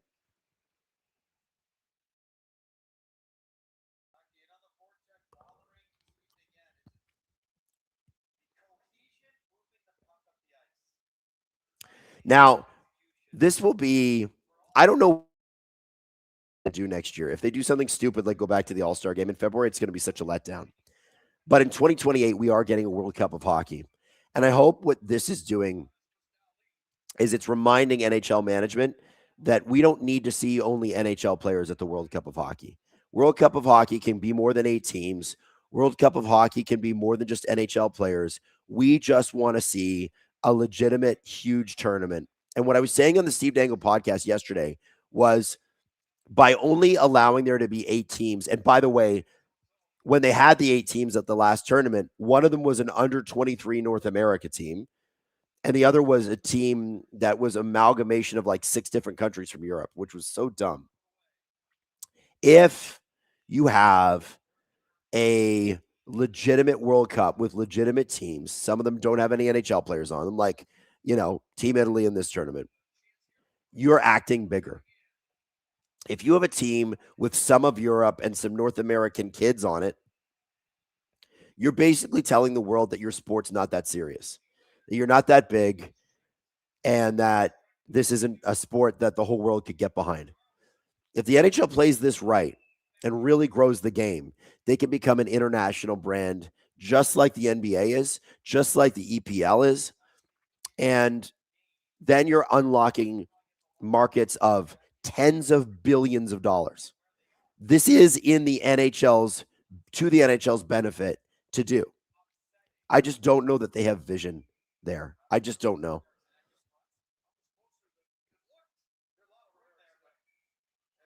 Kingfisher says, I wish Stammer had the opportunity to play in these games. Damn COVID. Me too. Stammer got robbed, unfortunately. But Part of that, too, was Gary Bettman robbing him. Let's be honest. Oh, Raymond with a shot. Lavai with a great save.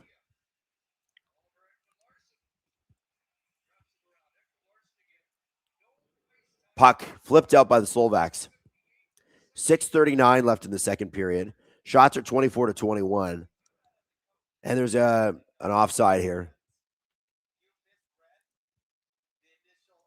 Emo Jalapeno, 5 SDPN memberships sent.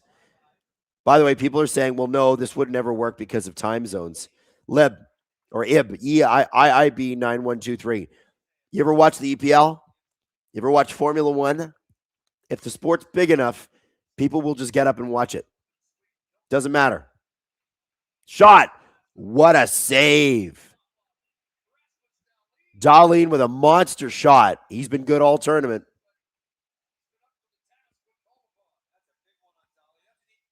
That was a great save. I don't know if that puck's going in, but he made that look sexy.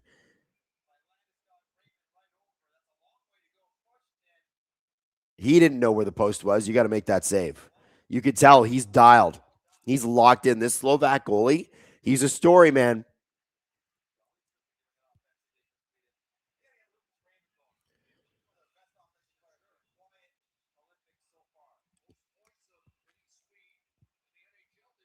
What is clear is that whatever system Sweden thinks they're playing here, they are not maximizing the amount of talent they have on the roster. And what is also clear is that Slovakia is. Whatever system Slovakia is playing, it's a maximization of their talent. They're getting the best out of their role players.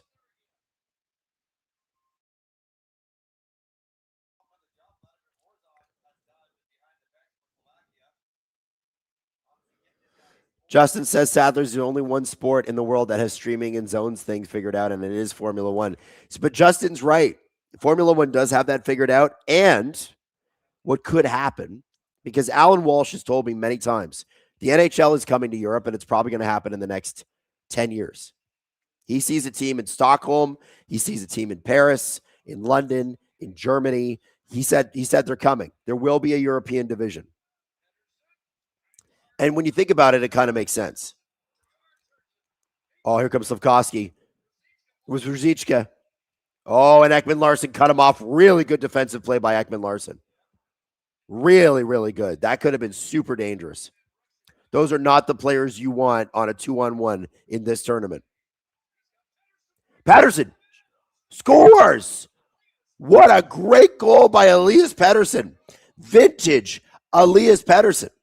Vintage Elias Pettersson, and a great play. And by the way, that all starts from a great defensive play from Oliver Ekman Larson. Swedes are able to reload, get the puck back down the ice, and I think they kind of catch the Slovaks napping. Look at this. So Kempe brings it across, and he's been such a factor in this game. What a great pass. Nobody gets Pettersson. What a phenomenal pass by Kempe. And you saw that, look for Pettersson, right? Just, I'm so, you know what? He's had a tough couple of years. He's having we're going through a rebuild in Vancouver. He's taken a lot of heat for the amount of money he makes. And that had to feel like, yes.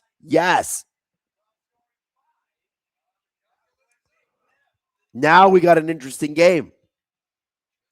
Slovaks need a goal here, I think, before the period ends. This has been a great game. Times where the Swedes have dominated, times where the Slovaks have dominated. Both goalies have been pretty sharp.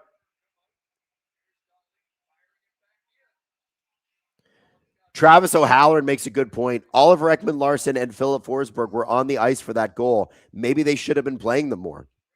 Buddy, you will find no bigger fan of Oliver Ekman Larson than me. I think that guy's phenomenal. I don't even think the Leafs play him enough. And I know he's 35, but you're not making the playoffs, so what are you saving him for? The guy's one of the best Swedish defensemen to ever play. He's incredible.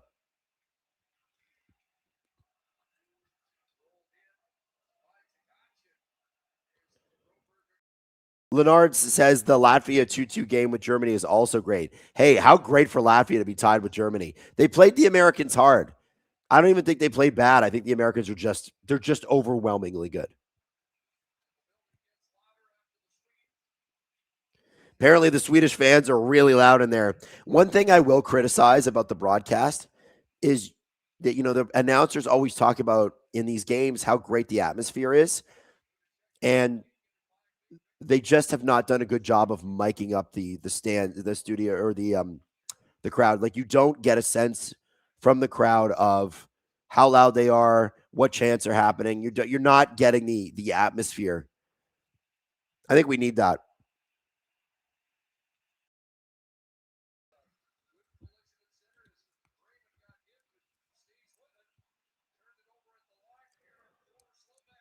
Here we go. Tatar. Dvorsky with the shot. Markstrom saved that one. That was a tough angle. Back out to the point. Gernat, the goal scorer from earlier.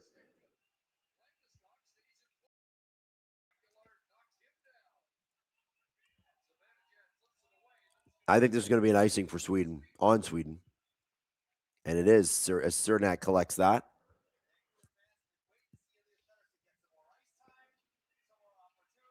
And Mills says the NBC app gives you room sound during intermission. I like that. Bread Loser says, Adam, who do you like in the Germany versus Latvia game? Well, I'll tell you this. I love Latvia always. Like, if there's like a power-up bonus for playing internationally against a good team, Latvia gets it. Every time Latvia gives, teams like Canada, the United States, currently Germany, fits. And, a lot of people are still not used to the fact that Germany is a hockey powerhouse, but they are. They're not Canada, United States, Sweden, or Finland. But it's entirely possible to start talking about Germany on the same level as the Czechs and the Slovaks and the Swiss. They're all kind of in that group. And the Czechs used to have like a real edge, right? I grew up in the era of Jaromir Jagr and Dominik Hasek, right? And a bunch of other great guys too. But now, with Stützle and Draisaitl, and okay, now we're talking about all world players here. So yeah, I mean, I think it's the interesting thing with the Latvians is the fact that they're able to hang with teams like that. I love this. I love this tournament for that too, because we wouldn't know otherwise. James Brisher says Jesse is crazy, saying he would take the Canada defense over the USA defense. Werenski for Norris and Hart. I'm with you on that. Like, Cale Makar is the best defenseman in the National Hockey League. And if anybody tells you otherwise, don't listen to them because the numbers don't support it. The only really comparable that Cale Makar has in his, and I'm getting to the Americans in a second, in his career is Bobby Orr. Like, we're talking about Bobby Orr, Cale Makar in the same, starting to have the same conversations, which is crazy, right? I would say the American defense overall, depth-wise, per player to player, is stronger. And when you can have mobility like Zach Werenski has, and he's on your third pair, and you look at the impact that Quinn Hughes had in that USA Latvia game, it's crazy. It's crazy. Like, they're so mobile.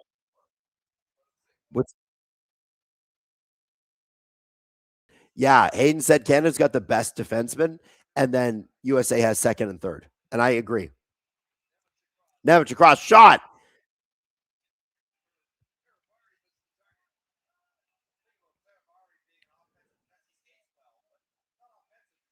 USA is playing Denmark later today, and I am streaming that game at 3:10. Do I know what network it'll run on? No, I have no idea. I'm assuming Sportsnet or TSN. No idea. They don't tell us. Oh, the Slovaks are going to take a penalty. Holmberg drew one. Okay, I'm going to be honest with you. That's not an NHL call. Holmberg's good at drawing penalties, by the way. But, like, let's be honest. This is not a legitimate call. I don't like this call. I'll just be straight with you. Look, Nemec just kind of takes the body, Oh, you know what it is? It's the stick gets caught between the legs. But I don't think it's on purpose, but also you are responsible for your stick. But Nemec had every reason to be able to bring Holmberg down there to prevent him from getting the puck. So, that's not a playoff call. I'll tell you that.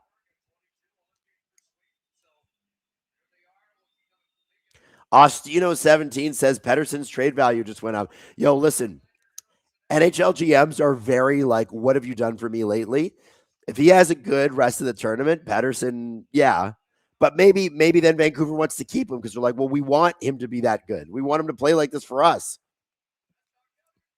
Oh, the Slovaks, by the way, in doing this, they've got to kill this penalty. Really, really important they kill this penalty.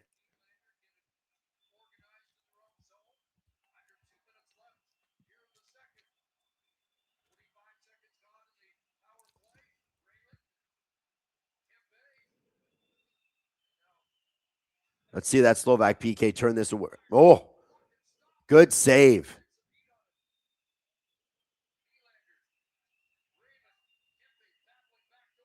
Nylander. Raymond. Shot. Goalie. Save. Puck out. Sometimes you just have to have a good goalie. Remember, Slovakia's already won 2 games in this tournament. They win today, they're the top seed in this division, which would be the shock. The shock of everybody.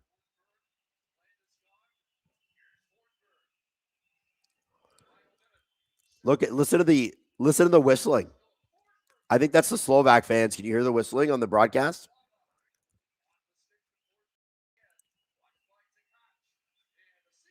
Oh, a Carlson stick just blew up when he tried to do a slapper. Able to get it back quick, though. 38 seconds left in the period. 4 seconds left on the power play. Ostino, Sweden power play has struggled in the tournament. Has not looked like the regular Swedish power play. Whoa! Also helps when you got a goalie playing like this. And don't forget, Sweden did have a power play goal today, and they had one in game 1 versus Italy. Listen to the whistles.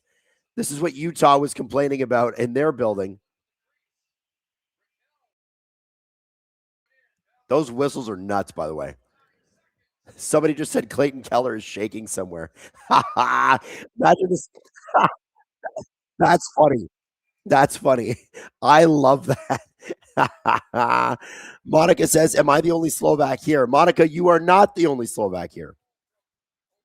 James Brisher 300 said, Werenski had more points in less games and wasn't being fed by 8 Olympians. True. Listen, you can talk points all you want. Cale Makar is better than any defenseman in the NHL. End of story. Period. Doesn't mean that his points total needs to be the highest. He's better. And I'm not hating on Werenski. Zach Werenski is a god. It's just he happens to be playing in a golden age of first ballot Hall of Fame defensemen. And sometimes that just happens. Think about, we go through stages in the NHL from time to time, like these cyclical things. So when I was growing up, it was the golden age of goaltenders. And we had Broder, Waugh, Hasek, Belfour, Curtis Joseph, Mika Kiprasov. I'm trying to think of who else. Like John Van Beesbrook was in there for a little bit, but then he kind of fell off. Mike Richter was in there. There were so many incredible goalies in that era that got ignored because of how big the big 3 were. Waugh, Broder, Hasek, right? Now, I think we're living in the golden age of top line centers like McDavid and defense. And I would even say the top end defensemen as a group, to me anyway, maybe this is just recency bias, but the best defensemen from this era are better than any era I can remember in terms of their domination. They play such a big role. I think about growing up, Ray Bourque, obviously enormous defensive, but he was on the back half of his career. I remember Vladimir Malikov from Montreal and New Jersey was really, really good. You had Who else was like a really strong defenseman back then? But they had like bigger, scarier defensemen. Zubov was crazy in Dallas. I'm just trying to pick names out of a hat here. Al McInnes was awesome. Chris Pronger was awesome. But objectively, all of those defensemen were very, very different defensemen from what we see today. The puck moving, the side to side, the edge work, the flow and the finesse. This generation of players are just, I don't know, on defense, we're getting treated to some pretty crazy defensive performances that really aren't getting the headlines perhaps that they should. And like a guy like Adam Fox, who for my money is still a great defenseman, he's just on a bad team and a bad system. Because I'm not a Mike Sullivan coached team fan. I think that guy is due for a re-breakout. That's just my thoughts on it. Hey, okay, so first Tim Hortons hockey card of the intermission is Sarah Nurse, who's going to be a big factor in today's Canada-Germany game, 10:40. Mason McTavish, Anaheim Ducks, he actually played in the Beijing Olympics and got an assist. That was not the best team Canada. And he also said, Hayden also said one of the best World Junior players of all time. True. And then Mark Scheifele, who did not make this team. And a lot of people were upset by that. But I think the thing with Mark Scheifele, he is all-world offense, terrible defense. You can't trust him on the defensive side of the puck. All right, let's open another one, see if I get it. All right. Niedermeyer, Niedermeyer was filthy. Here's the thing. I would say Paul Coffey and Scott Niedermeyer are the two biggest influences on today's defensemen. Because when you look at their size versus what they brought, like you think about, somebody just outlined it in the chat, Coffey, Murphy, Lidstrom, Niedermeyer, McInnes, Pronger, Zubov, crazy defensemen. Yes, Coffey, Zubov probably, and Niedermeyer were the closest three to what we have today, that archetype, that like what Lane Hudson's going to be. You know what I mean? Lane Hudson's going to be another one it will not be surprising if we're saying Lane Hudson's the best defenseman in the league in the next 5 years, right? It's happening. We all know it's happening. But guys like Rob Blake, Nick Lidstrom, Chris Pronger, those guys were just big. They were massive and impactful, but not in the same way. Thomas Chabot in this card. Braden Point, program of excellence, did not get on the team this year because of injury. And Four Nations guy, but not Olympic guy, Travis Konechny. All right, now, I'm going to leave you for now. I'm going to come back, and I'm going to make a tea, and we are going to enjoy the third period together. Hayden, what clip are we running? Big dubs from Steve Dangle. Check out some of the best junior talent, because you know what? You're going to have to get to know these guys' names pretty soon. The draft is closer than you'd think. Check it out. We'll be right back. Hi. Hello, friends. Steve Dangle here, and welcome to another episode of Big Dubs, where we take a look at the best from around the Western Hockey League over this past week. Where should we start? I have an idea. Here's Prince Albert Raiders star and Vancouver Canucks prospect, Braden Coots. To the right side point for Cripps now. Cripps holds onto it, fires towards the goal. It's stopped, but it comes loose to Coots now. He'll walk in, backhand, scores! Braden Coots from an impossible angle. Backhands this one up the roof.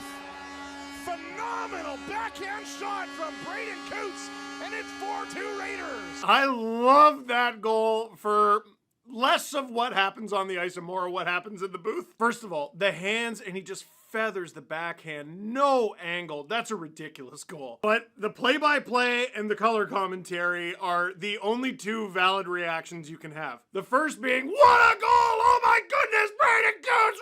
Like, I don't know if he did that all in one breath or not. And then color commentary just, well... Valid. Coots was drafted 15th overall by the Vancouver Canucks this past June, and he actually made his NHL debut this past October. The 19-year-old has 24 points in 16 games since being acquired by Prince Albert at the WHL trade deadline. Why'd they go out and get him? Well, last week, Prince Albert became the first team in the WHL to clinch a playoff berth this year. Keep making the play-by-play guys lose their minds, dude. Braden Coots. Big dub. For our next highlight, I want to introduce you to Carter Sutherland of the Edmonton Oil Kings. He had 3 goals, 2 assists, 5 points in the week, no, in 1 game as a defenseman. Bag move, works it into the circle, fire stop, rebound, Hansen on the doorstep, couldn't get it to go. Obo Bifo, he'll pick a pocket, right wing circle, gets it across, Southern, scores!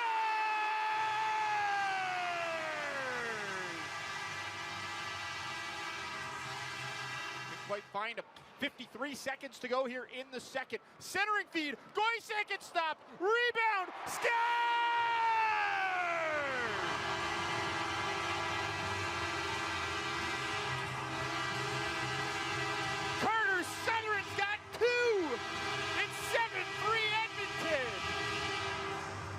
Chip it low, it's knocked down. There's Goisek across. Here's Southern circle, cutting his way in. Southern the backhander, rebound, scores!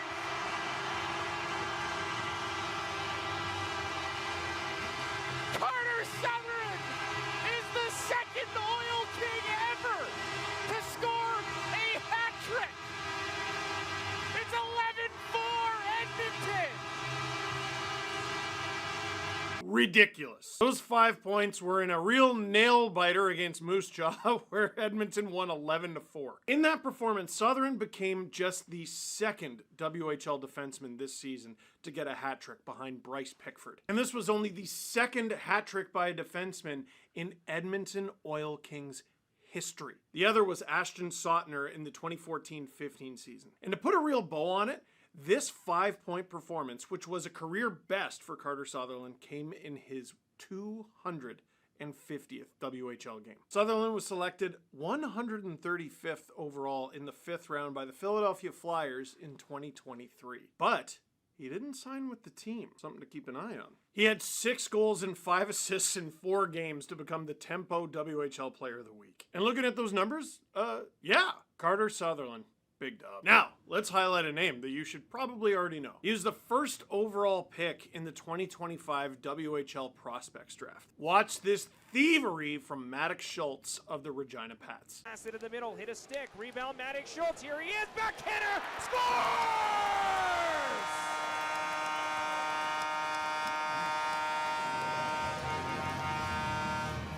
How do you like that one, Clarence? Oh, yes, that's the line we were talking about. First and third pick there, Pugh, Schultz. That's the young line.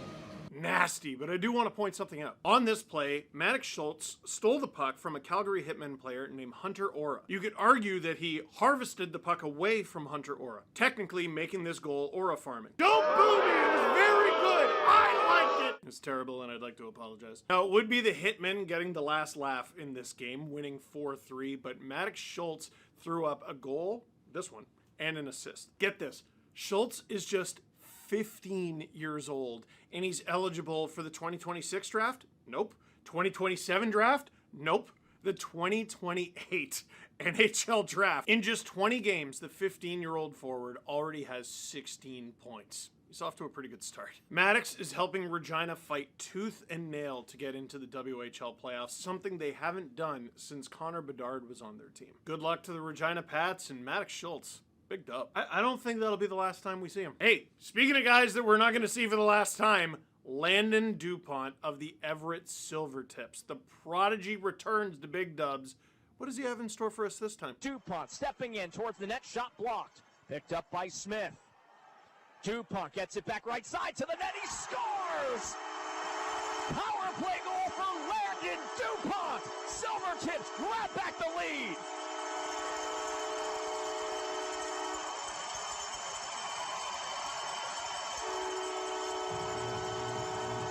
That was clinical. First of all, I know that goal felt amazing. There was a tie game late in the third, 2-2. Look at the shots. 44-18 for Everett. They wanted that one. But Landon DuPont taking a shot. It's blocked. All right, I didn't like that side anyway. Let me go to the other side and rip it. Landon DuPont is preposterous. 46 points in 47 games. As a defenseman, in his second year in the WHL, He's 16 still. That's his 13th goal of the season. He scored 17 last year. We'll see if he can beat that total. By the way, I can do math. That gives him 30 career WHL goals before his 17th birthday, and there's still time to get more. As a right shooting defenseman, this kid is going to go very, very, very, very high in the NHL draft when it's his turn, because he's not even eligible yet. On Monday, February 16th, DuPont will finally play his first WHL game in his hometown of Calgary. He's played 110 games in the WHL, and he hasn't played in his hometown yet. The reigning WHL Rookie of the Year is eligible for the 2027 NHL draft, so remember that one as well. Landon DuPont. Big dub. We got time for one more highlight in this week's edition of Big Dubs. Let's go to Ethan Hughes of the Spokane Chiefs. Stevenson will carry the puck, now leave it back. Alstead poked away there by Hughes. He's coming on a breakaway. Hughes down the middle, comes in, backhander shoots, and scores! Ethan Hughes with 2:50 left in the second. And Spokane out to a 4-1. Ew! That is like a highlight reel bingo card. Steals it for the goal, nailed it. Steals it for the breakaway goal, nailed it. And then the filthy hands on that one. That reminds me, and this player was, I don't think he was alive when this happened. Let me just check. I know he might have been. Let me think about, no, he wouldn't have been. It reminds me of Sidney Crosby's famous shootout winner against the Montreal Canadiens in Sidney Crosby's rookie year, which was the 2005-2006 season, which Ethan Hughes was not alive for. Just me? All right, yeah, sure, I'll be old then. They look the same. It's mostly just the leg kick, but then he also tucks it backhand. The Spokane Chief was part of the 2024 WHL champion Moose Jaw Warriors. Now get this. Hughes was diagnosed with kidney cancer and a Wilms tumor when he was just 10 years old. He underwent 19 weeks of chemotherapy before returning to the ice. Now he's played 152 WHL games, played another 20 in the WHL playoffs, and he's a WHL champion. Ethan Hughes, incredible story, incredible player, incredible goal. Big dub. So, my friend, what did you think of this week's edition of Big Dubs? Let us know down in the comments. But for now, that is it for this one. Thank you very much for watching. Click like if you like this video. Click subscribe if you really liked it. Tell your friends. SDPN is your place for all things Western Hockey League.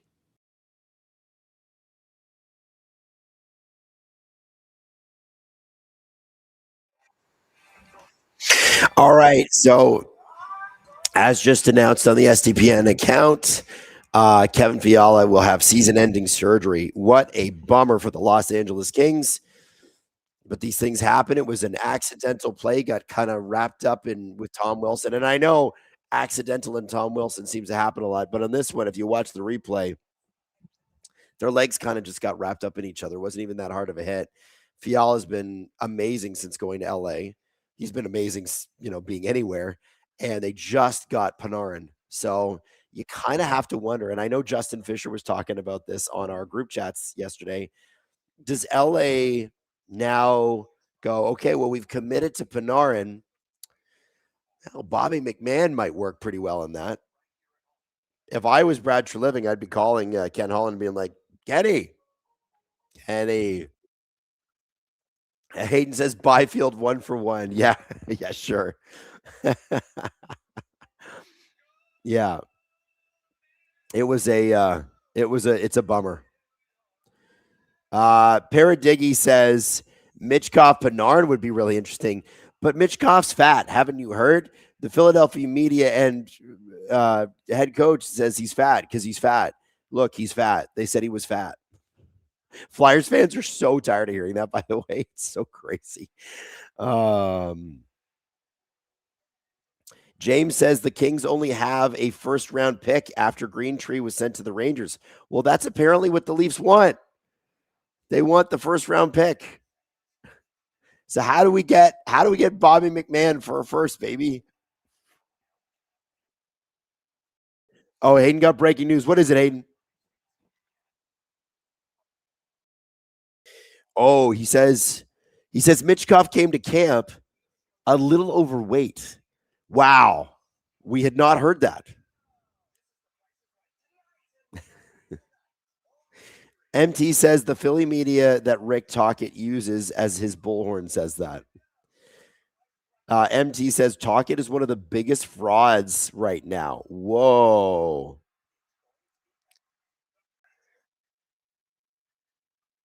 That is Team Canada assistant coach Rick Tocchet. Oh my God. Oh my God. All right. By the way, happy Valentine's Day to everybody. Reminder that if Slovakia can push this game to overtime, they don't even need to win. If they push this game to overtime, they win the division. This is the most pivotal 20 minutes of the entire tournament in any group right now. Right now is the most pivotal thus far. You're about to watch it. Good morning. It's 8:07 in Canada, or at least my part of Canada. Nice to have you all here. I'm thrilled about it. I think we're going to have a good time. And I mean, this has been one of the better games already in the tournament. Excellent game. Excellent game. And the Slovaks win the faceoff draw. You got to think that they're going to come out with everything they got, because this is going to determine who these teams play. The Slovaks might end up with a matchup. Oh, it's a better job with the. Remember, like the Slovaks, if you win your division, you get a bye. You don't play in the play-in. You play in the quarters. You get in. So the Slovaks are saying, we want to make everybody else play that extra game. We're going to hang out and watch. Oh. Shots have gone back and forth all game. To at one point, Sweden was up 13-5 in shots, and then the Slovaks were up 20-13 on the Swedes in shots, and now the Swedes are up 31-25 on the Slovaks. It's been a back and forth hockey game. And what's been interesting is we have seen, specifically for Sweden, who I think everybody can agree has been a bit of a surprisingly not as good as we thought team. I wouldn't call them bad. They haven't been bad. They just haven't been excellent. I expected excellent. And when I look at this game, you've kind of seen what's made them excellent, and you kind of see what's made them not excellent. They're a bit slow in transition. Oh, Latvia's taking the lead on Germany? Oh, baby. Oh, baby. Oh, that's crazy. Who scored? Trailmix. I love it. I love it. Trail mix. Good goal by Trail Mix. That nutty man. Look at this guy dressed as the Pope. Slovakian Pope here. He might actually be a priest. Do you think he's a priest?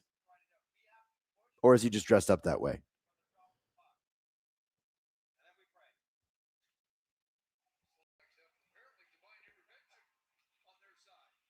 Oh. Rudacek, I thought, had a nice little break there. Hedman is so big. Look at how big he is. Every time when we were watching Sweden versus Italy, it was like somebody created a 7'6" guy against regular NHL players. And I think the Slovaks are going to the box here. Yeah. I think it's holding. 2-minute minor holding. Yeah. I think the arm got out. And that's Marty Marincin. Yep. Yeah, that's a bad penalty. You just got beat. You got to let him by you. Artur Shilov's in net for Latvia, too. He can help the case to be a Latvian legend, world championship bronze in this game here. That's not a good penalty by Marincin. Not good at all, especially when you're down 3-2. This game has been within Latvia's reach, although they have not been able to really get a lead. Sweden has overpowered them just straight up with skill. And I told you, earlier on in the game, if you guys were around, Sweden's going to carry most of the puck possession. Slovakia's gotten more than I thought they would. That's one thing Sweden's been very good at. They just haven't been very good at a lot of other things.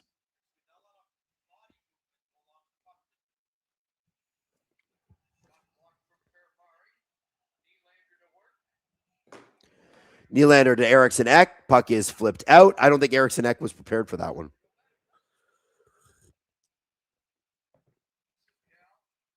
$17:21 left in the third. 1 minute exactly left on this power play. Remember, Slovaks pushed this to overtime, and they are guaranteed first place and a bye into the quarters.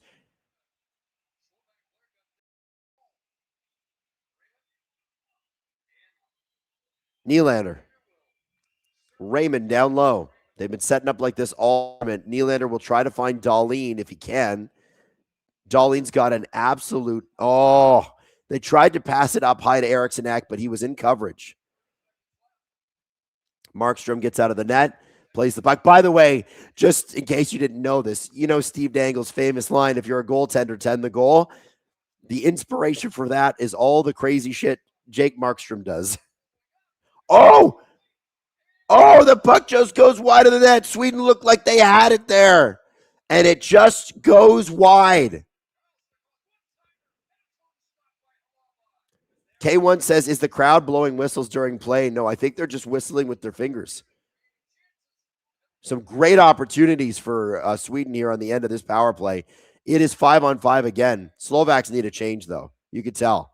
And they just iced it. Not good. Yeah, the whistling I think is coming from the Slovaks. And that's something that happens in Europe all the time. People make noise. People are noisy, and they enjoy the game loudly. Something we could learn a little bit from in North America.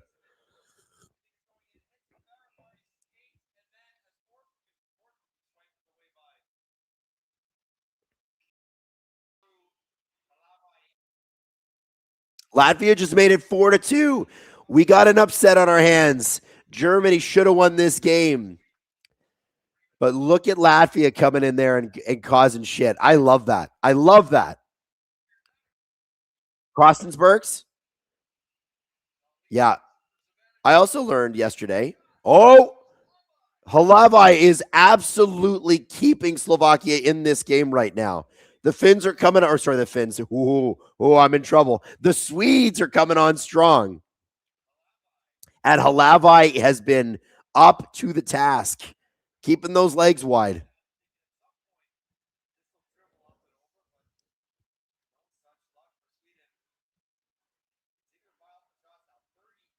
Smashing Heart says, I don't think Latvia beating Germany is an upset considering the hockey programs. How about considering the talent? Draisaitl and Stützle alone are better than any players that Latvia has. It absolutely is an upset. Absolutely. It might not be a Latvia versus Canada upset, but you're probably talking about the 6th seed being upset by the 9th seed, 8th seed. Still an upset.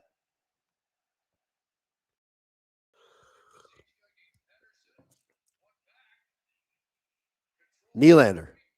Down low to Dahlin. Dahlin back. Forsberg is actually getting some ice time. How about that?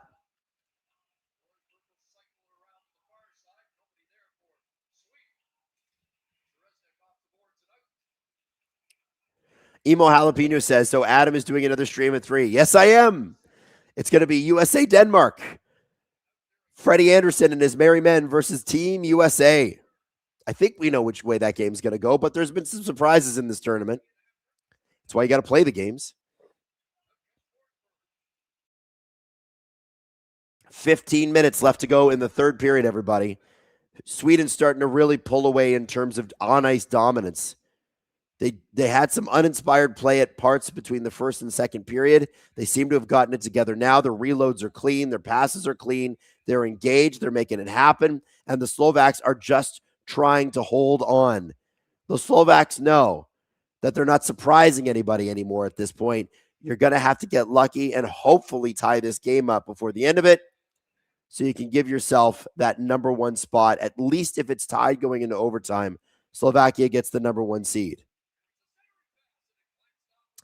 If they don't win and it's in regulation, well, I think the picture becomes a whole lot more muddy. Who to check? Okay. Good opportunity there by the Slovaks, but they're going to have to follow it up. They're going to have to start creating opportunities. And listen, there's questions about Jake Markstrom in high leverage games. I don't know if Jake Markstrom's ever even got past the second round of the playoffs. So this could be an opportunity. Hey, this guy's not known as a big game player. Let's see what we can do.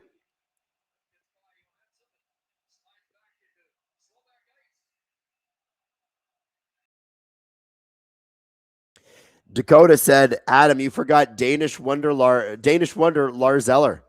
Yeah, that's right. You know Lars Eller is going to piss some people off too. That guy loves making people mad.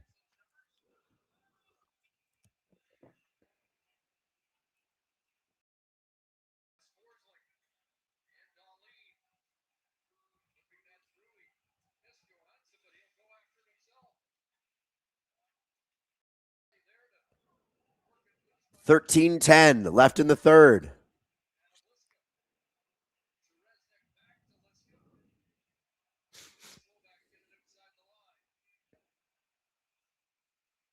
Landeskog collects. Thomas says, smart move by Denmark to bench Freddie. I guess he's not playing. Yeah, I mean, listen, Freddie's best days are definitely behind him, but I'll always be grateful for Freddie's time in Toronto. He was a phenomenal goalie. I don't know who's playing in net for them, by the way, if he's not playing. There's only so much of in a tournament that you can pay attention to. Let's see what they have. Freddie Anderson and Freddie Deschaux.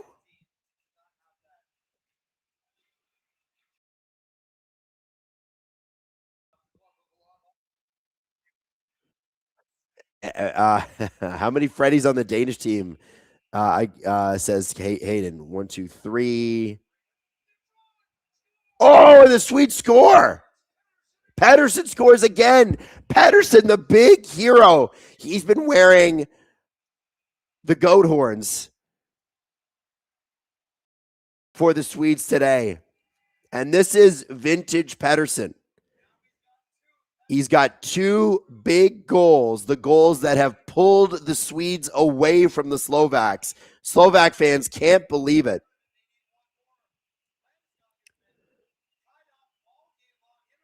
So Raymond makes just a beautiful, wow. Lucas Raymond, look at this pass. Absolutely gorgeous. Like, that is a monster play by Lucas Raymond, too. And how you leave Lucas Raymond that open, I don't know. That's crazy. That was that's a play that's why Lucas Raymond's so special. He's such a good player.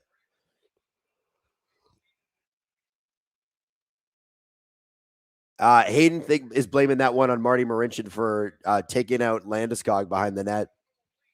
You know, I agree, but sometimes, man, it's just a good goal. Sometimes good players make good plays. I don't blame Marincin for taking out Landeskog behind the net. You know, like, yeah, it would have been great to have his big body there, but then you have to let Landeskog loose. Ruzicka down low. Shot. Oh, that puck is just deflected wide. That was a good opportunity. Tatar and Carlson battling behind the net.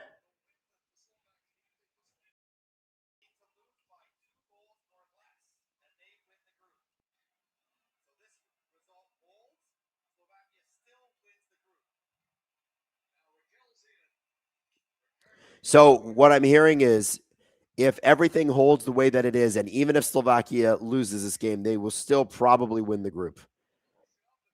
Because the goal differential is major. Sweden's going to want to continue scoring here. Oh, nice play. And it's just tipped aside by the Swedish defense. What Slovakia's got to be careful of here is goal differential, guys, because that is the first tiebreak. So if everybody's 2-1, your first tiebreak is goal differential. And currently Slovakia is winning that. Oh, no. Oh, so Sweden is going to want to score as many goals as they possibly can, bring down the Slovakian goal differential. The Slovaks are starting to skate. You're seeing the energy. I think we are going to have an exciting last 10 minutes here. and this game is going to open right up. You can see it. Here's Marcus Johansson carrying across. Kempe looked like he might have been offside, but it might not matter. Shot. It is wide. Oliver Ekman-Larsson holds at the blue line. Out come the Slovaks through the neutral zone. We got a 2-on-3 shot. Good save by Markstrom. This is a pretty exciting little bit of hockey here. Stützle just made it 4-3, so it's pretty interesting over in Latvia and Germany as well. And that's an icing call on the Slovaks, although the Slovaks are saying, hey, wait a second, we touched that. 2 minutes left in Germany, Latvia. We'll see what happens there. Latvia wins. Listen, Latvia has only won 3 games in the Olympics ever. This would be their 4th win ever. This would be a major win. Don't tell me that's not an upset. That's an upset.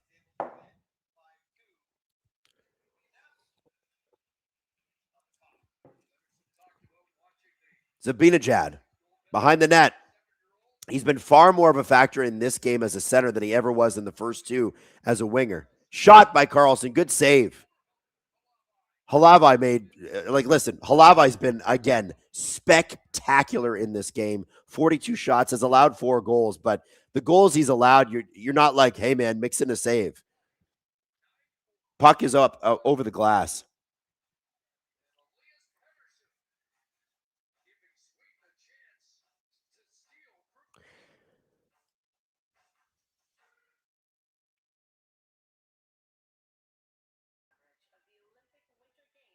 All right.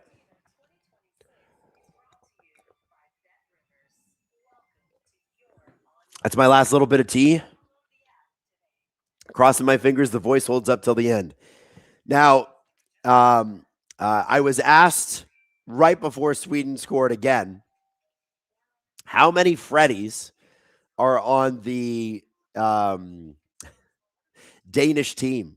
We got Frederick Storm. What a name. That's a superhero name, Frederick Storm. So that's 1. Oliver, Alexander, Nikolai, Joachim, Lars, Nicholas, Nick, Oscar, Mikkel, Christian, Patrick, Jesper, Marcus, Nicholas. It looks like we got 3. 2 Freddie goalies and 1 Freddie forward. And we've got 1, 2, 3 Nicks as well. So they're just showing the Latvia and Germany highlights here. And Stützle got one just in the crowd. Chaos. Oh, boy. Minute 22 to go in that game, which is amazing. Oh, that's so exciting. Latvia beating Germany. Like, I'm expecting the U.S. to roll the rest of that division, but that makes the seeding very interesting for the play-in round.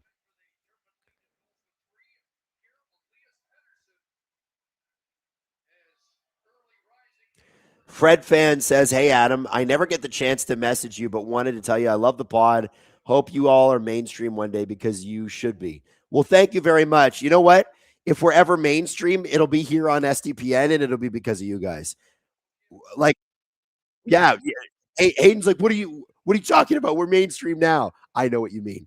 I think what it is like, I got up at 4:30 this morning because I knew there'd be some hockey psychos at SDPN who would want to come on and watch this game with me. And I'm glad you're here. I've had people were like, yeah, I didn't even go to bed. I just stayed up and watched the game. It's awesome. Awesome. So thank you for being here. Because listen, it's Saturday morning on Valentine's Day. There's a lot of other things you could be doing right now. A lot. So the fact that you're here with me, I'm honored. Genuinely. Just Daniel Hamilton says, sickos unite. Woo!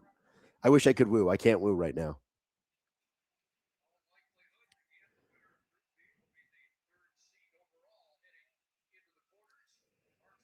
Markstrom behind the net. Throws it around. Carlson's got to get puck out. And here comes the Swedes again. Lucas Raymond with a crazy move. Oh, my God. Lucas Raymond with an unbelievable goal. Highlight of the tournament shit right there. Lucas Raymond on the 46th shot of the game. Hlavai tried to stop him, and that's a goal Hlavai, I think, wants back. But hey, could also talk to the defense a little bit there and be like, yo, help the man out. That was, look at this. And it's Simon Nemec that he dangles. It's not somebody from the EuroLeague. That is a strong, very good defenseman for the New Jersey Devils that Raymond just dangled. Oh, my God. What a goal. I got goosebumps from that, guys. Oh, my God. Sweden's finding themselves. They're finding themselves. This is the Team Sweden we expected. Now they're feeling it. Now they're feeling it. Slovakia has got to be careful here. I don't know what it means for the tiebreak, but goal differential is key. Sweden is going to continue to try to score. The more goals they get, the better chance they have. Hayden says they can't pull their goalie. Like Sweden or Slovakia?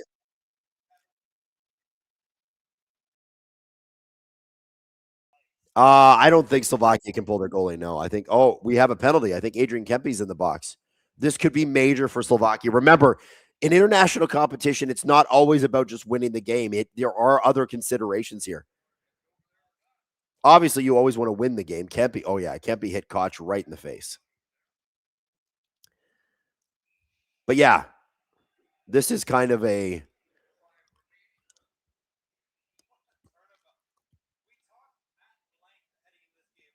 Luke says, I can't find anywhere to watch the game, so thanks for streaming. At least I know what's happening. Luke, if you're in the United States, it's more difficult. I think you have to sail the 7 seas. But in Canada, it's on Sportsnet Ontario, and I think CBC Gem. Wait, it's 5-on-5? So Ocular is going to the box too. Why?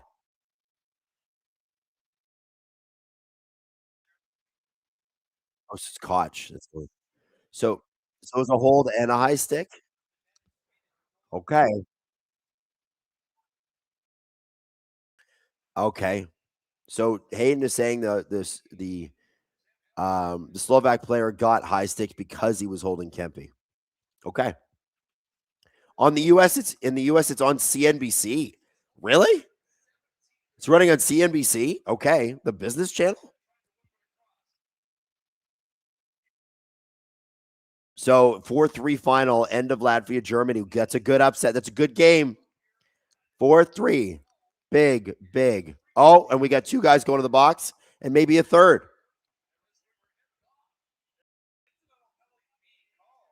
The ref just called 2 more penalties here.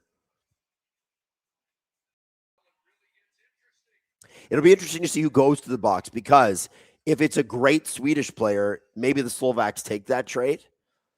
Because Kempe being in the box for Koch, if I'm Slovakia, I take that trade. If it's coincidental minors, I take that trade every day. Let's say for Sweden, it's like Victor Hedman, and it's another one of your non-NHL guys for Slovakia. You take that trade. I don't know who's going to the box, but we shall see who's sitting in there.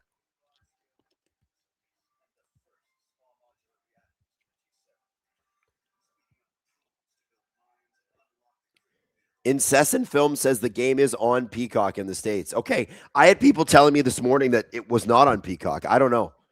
Again, I don't live in the States, so I don't really know. I'm trying to help as much as I can.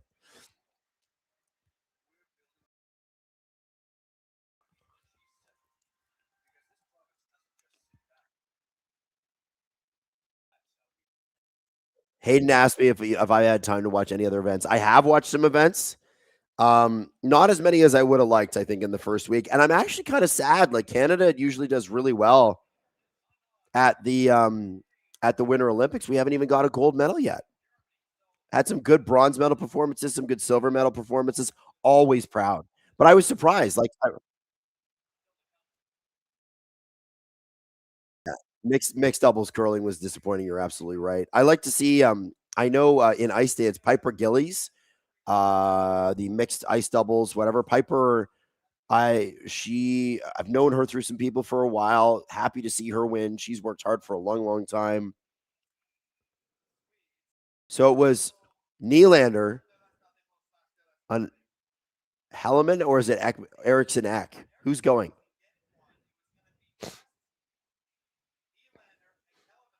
So Eriksson Ek's getting an extra call. Nylander's getting a call, and Milos Kellerman. Wait, so Eriksson Ek isn't getting a penalty. So those two are roughing. And then, oh no, Cernak.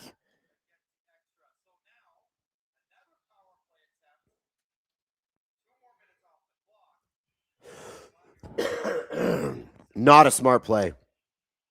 I mean, what are you doing? Eric Cernak should know better. He's a leader on this team. He's a Stanley Cup winner. Eric Cernak should know better. Hayden, you think they'd call that in the NHL? Yeah. After a scrum stops and then you go bump a guy, yeah, that makes sense. During the scrum, maybe not so much. Forsberg, excuse me, not Ekman Larson. Forsberg actually getting some time on the ice again today. This is not a good call. That was Cernak. Cernak, that was heat of the moment shit. You can't be doing that. Not in a 5-2 game. I'm really actually surprised it was him.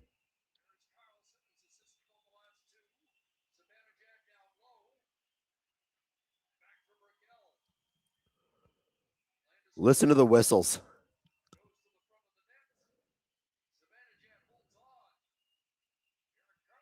Carlson to Forsberg. Oh, puck goes off. I think that went off the post and definitely off the glove. Puck is in behind, and Sweden can't make good on it. Oh, boy, that got close. That got close.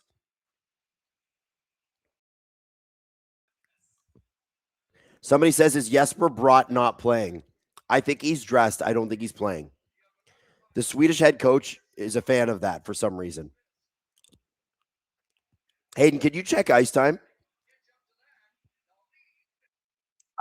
Sweden, is Jesper Bratt? It's a good question. Is Jesper Bratt actually playing, even though he was listed in the... Oh! Marcus Johansson on a backhander, and is just... Oh, great rebound there. Are you able to see if Bratt has gotten any ice time? I think he has, but very little.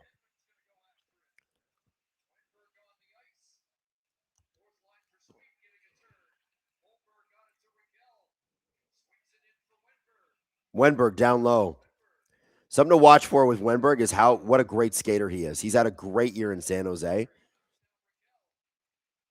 Always high energy. Riddick says Latvia, Germany. Latvian D was brutally quick. Good for them.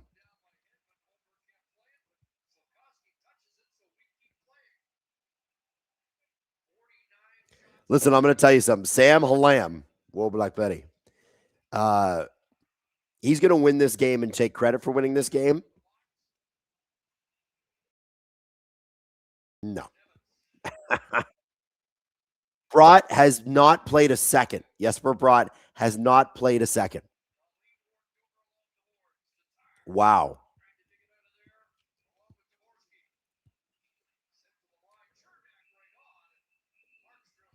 Wow.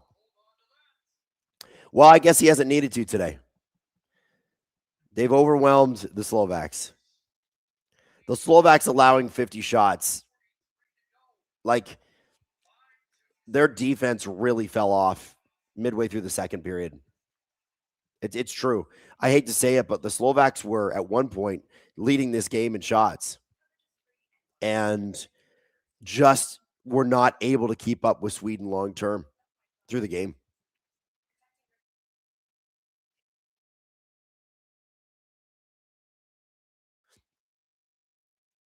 So other than Jesper Bratt, who are the three Swedes with less than 10 minutes of ice time? I'm going to say Pontus Holmberg.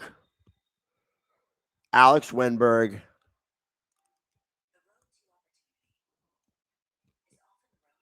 Ricard Raquel and Philip Forsberg.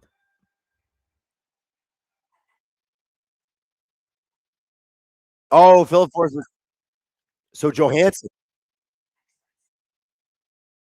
Wenberg 927. Raquel 952. Holmberg 7 minutes. Yeah, I thought I hadn't seen them out there that much. And then Brott has played 0, which is literally insane. You have Jesper Brott on your team. You're not going to play him. Oh, sun has come up. Hang on. Let me fix that. Man, that's annoying.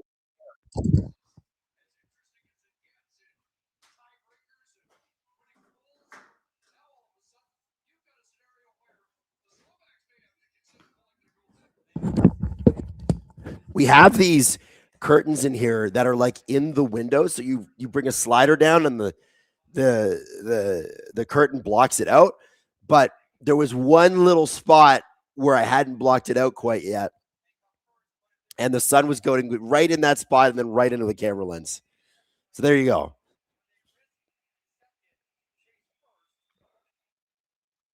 No problem. 4:35 left in this game, guys. 49 shots for Sweden. Slovakian defense has really fallen apart here in the third period. Now the game has opened up, but that doesn't benefit Slovakia. It's benefiting Sweden. And that's because Sweden's just got superior talent, and I don't think anybody's here to argue that.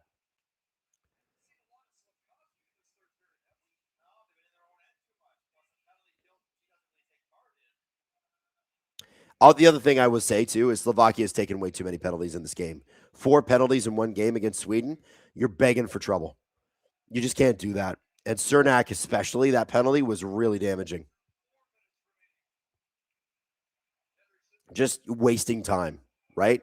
Because now, really what you're trying to do is you're probably not going to score enough goals to tie this game. What you want to do is pull a little bit closer. Can you get one? Can we get one?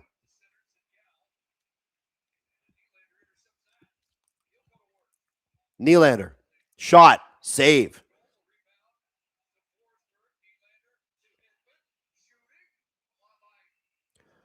Halavai's been good in this game. He has. I think the only goal he'd probably want to have back is that Lucas Raymond goal, which was otherworldly. Like just crazy all-star game shit.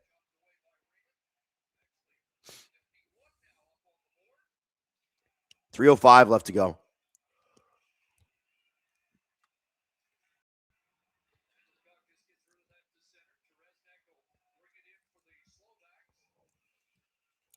Okay, into the Swedish zone. 2:52 to go.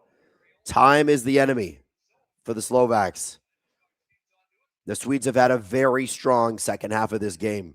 They finally, I think, look like themselves. And I think probably that's not to do with coaching. I think that's just them being very, very talented hockey players.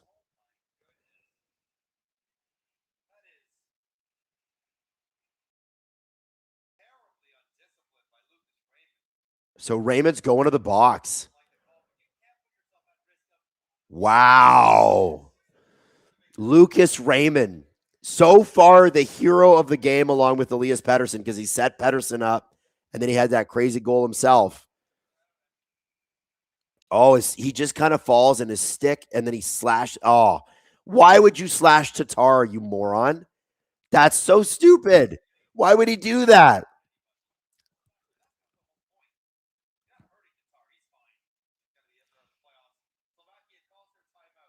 So Slovakia is going to take a timeout here. That's a bad, bad play by Lucas Raymond. So Cernak and Raymond, so one on one side, one on the other, both having really undisciplined moments. The Slovaks are going to have an opportunity here. We haven't seen Slafkovsky much in this third period because most of it's been spent killing penalties, which, if you're Slovakia, isn't good until right now, where it becomes good because, hey, Slafkovsky is now pretty rested. The issue right now, I think, for Slovakia is how are they going to get him the puck? He's currently second in tournament scoring behind Connor McDavid in total points. He's among the leaders in goals. He's got 3. You got to get Slafkovsky the puck early and often in this. And there he is. Dvorsky's going to take the face off. Slafkovsky is not supposed to be on the receiving end. I think it's going to go to Nemec, and then it's going to go over to Slafkovsky if they win the draw, but they do not. You need a goal here. You need a goal here for the goal differential.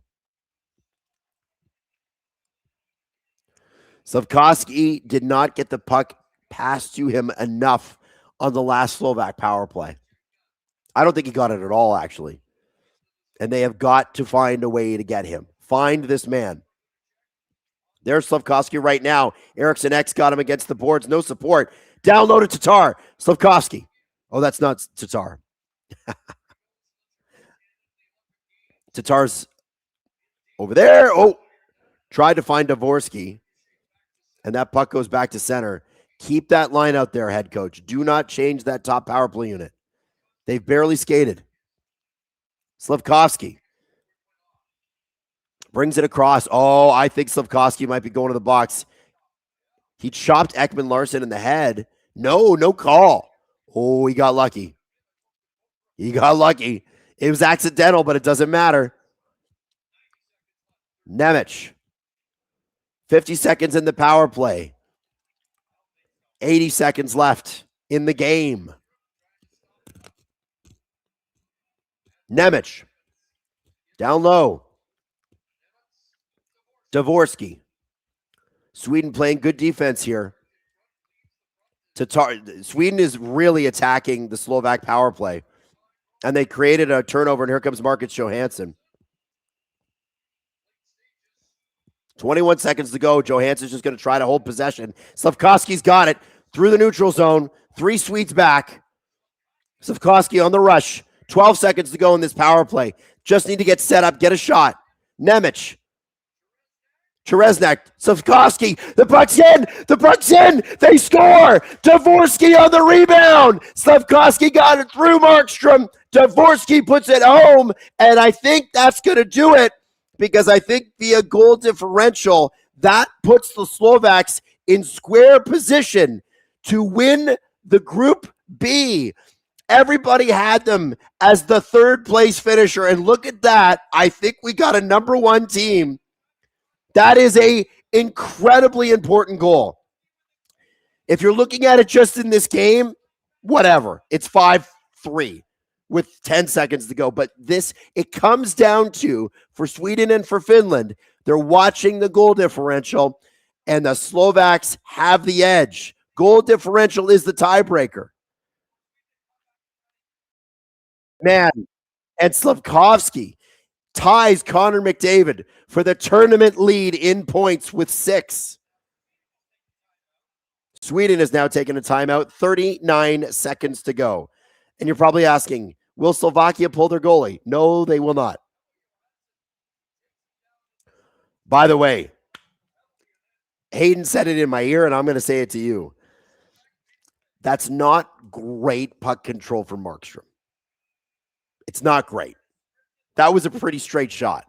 I don't even think there was a tip on that Slafkovsky shot. Calabec 2000 says Wallstead for sure stops that. I think so. People are asking if Sweden pulls their goalie. That's a good question. I don't know. Because if you're already going to lose the division, what do you have to lose by attempting to score in the last 40 seconds? Right? You're already going to... It could be the difference. Hayden's right. It could be the difference between 2nd place and 3rd place.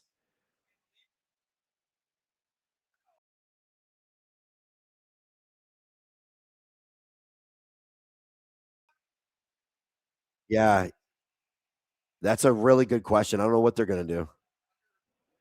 Well, they have Markstrom's coming out, guys. Markstrom's coming out. They're trying to get this in. 30 seconds to go in this game. This is for 1st place in the division. I told you this 20 minutes would be consequential. Was I not right? 20 seconds left. They're just trying to hold it behind the net in the Slovakian zone. There is 4 Swedes. There are 3 Slovaks, and the ref calls it dead.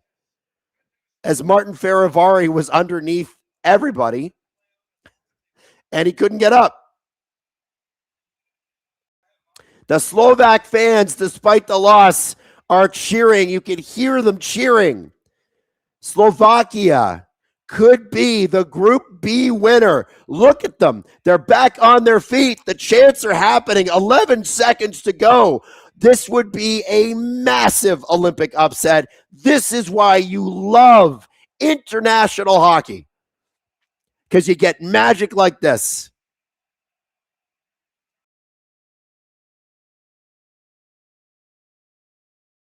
Unbelievable. Unbelievable. Rutsika wins the draw. Ekman, Eriksson gets it down. Puck is iced, and there will be 6 seconds to go. Slovakia was going for that goal. You know they were. 6 seconds to go. And that means Slovakia is not going to have to play in the play-in round. I don't think, anyway. That's like, this is massive. Massive, massive, massive.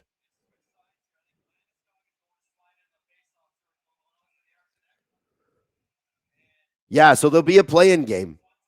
There will be a play-in game. And if Slovakia can get out of this 6 seconds without allowing a goal, if Slovakia can do this, Slovakia will not have to play until the quarterfinals. And it looks like they're going to do it. They get possession. They clear the puck. Ladies and gentlemen, your Group B winner, Slovakia. Where are the Slovaks in the chat? Drop it, baby. Where are the Slovaks in the chat? Slavkovsky, a hero moment again. A goal and an assist. Where are my Slovaks? Give me that flag, baby. Give me the flag. Let's go. Unbelievable.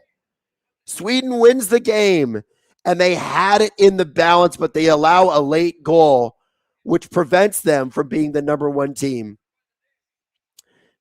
They win the game, but they lose the game. Isn't that crazy? Slovakia lost this game, and they're thrilled.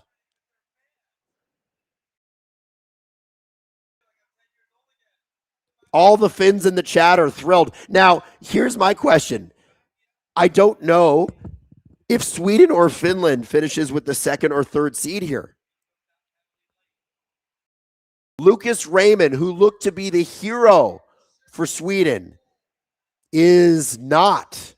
That penalty on Thomas Tatar was enormously impactful.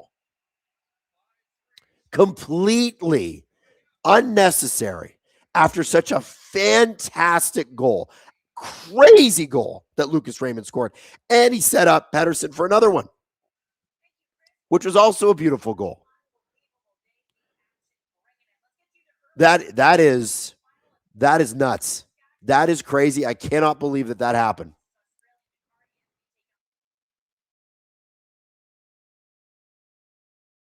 So Hayden is saying Finland needs to win. How much would Finland need to win by? No. Finland can still win the division, but they're going to have to roll them, right? Red Wings says Slavkovskia. I love that.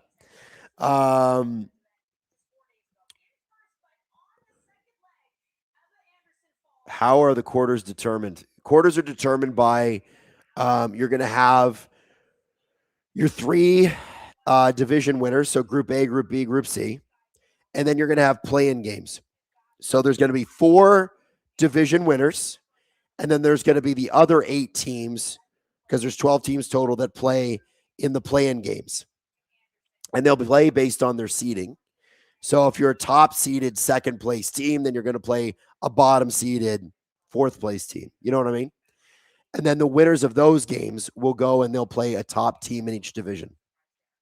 I predicted Canada, USA, Sweden to win their divisions, as I think most people did. So if Finland wins, they're in second. If Finland wants to win the division, they'll have to absolutely blow Italy sky high. And that's not been easy to do. have to win by like 8 or 10 goals. Not impossible. We've seen it before at the Olympics, but improbable. Good for the Slovaks getting that last goal. My goodness. Okay, so I want to run you through what's going on today. Producer Hayden is telling me in my ear. Jesse Blake coming up at 10:40. Women's side, Team Canada versus Team Germany. Important game for Team Canada. Very important. Then 3:10, I'm back in studio, and it's going to be USA Denmark. Really big upset in that division today. Latvia beat Germany 4-3. So things are chaotic, folks. They're chaotic. Except for I'm sure the United States will be fine. So I'll see you in a few hours, okay? In the meantime, happy Valentine's Day, lovers. I hope you guys have a great day. Robert and Hayden, thanks for such a great job on the stream this morning. And we will see you guys at 10:40 with Jesse and then 3:10 with me. Have a good day till then.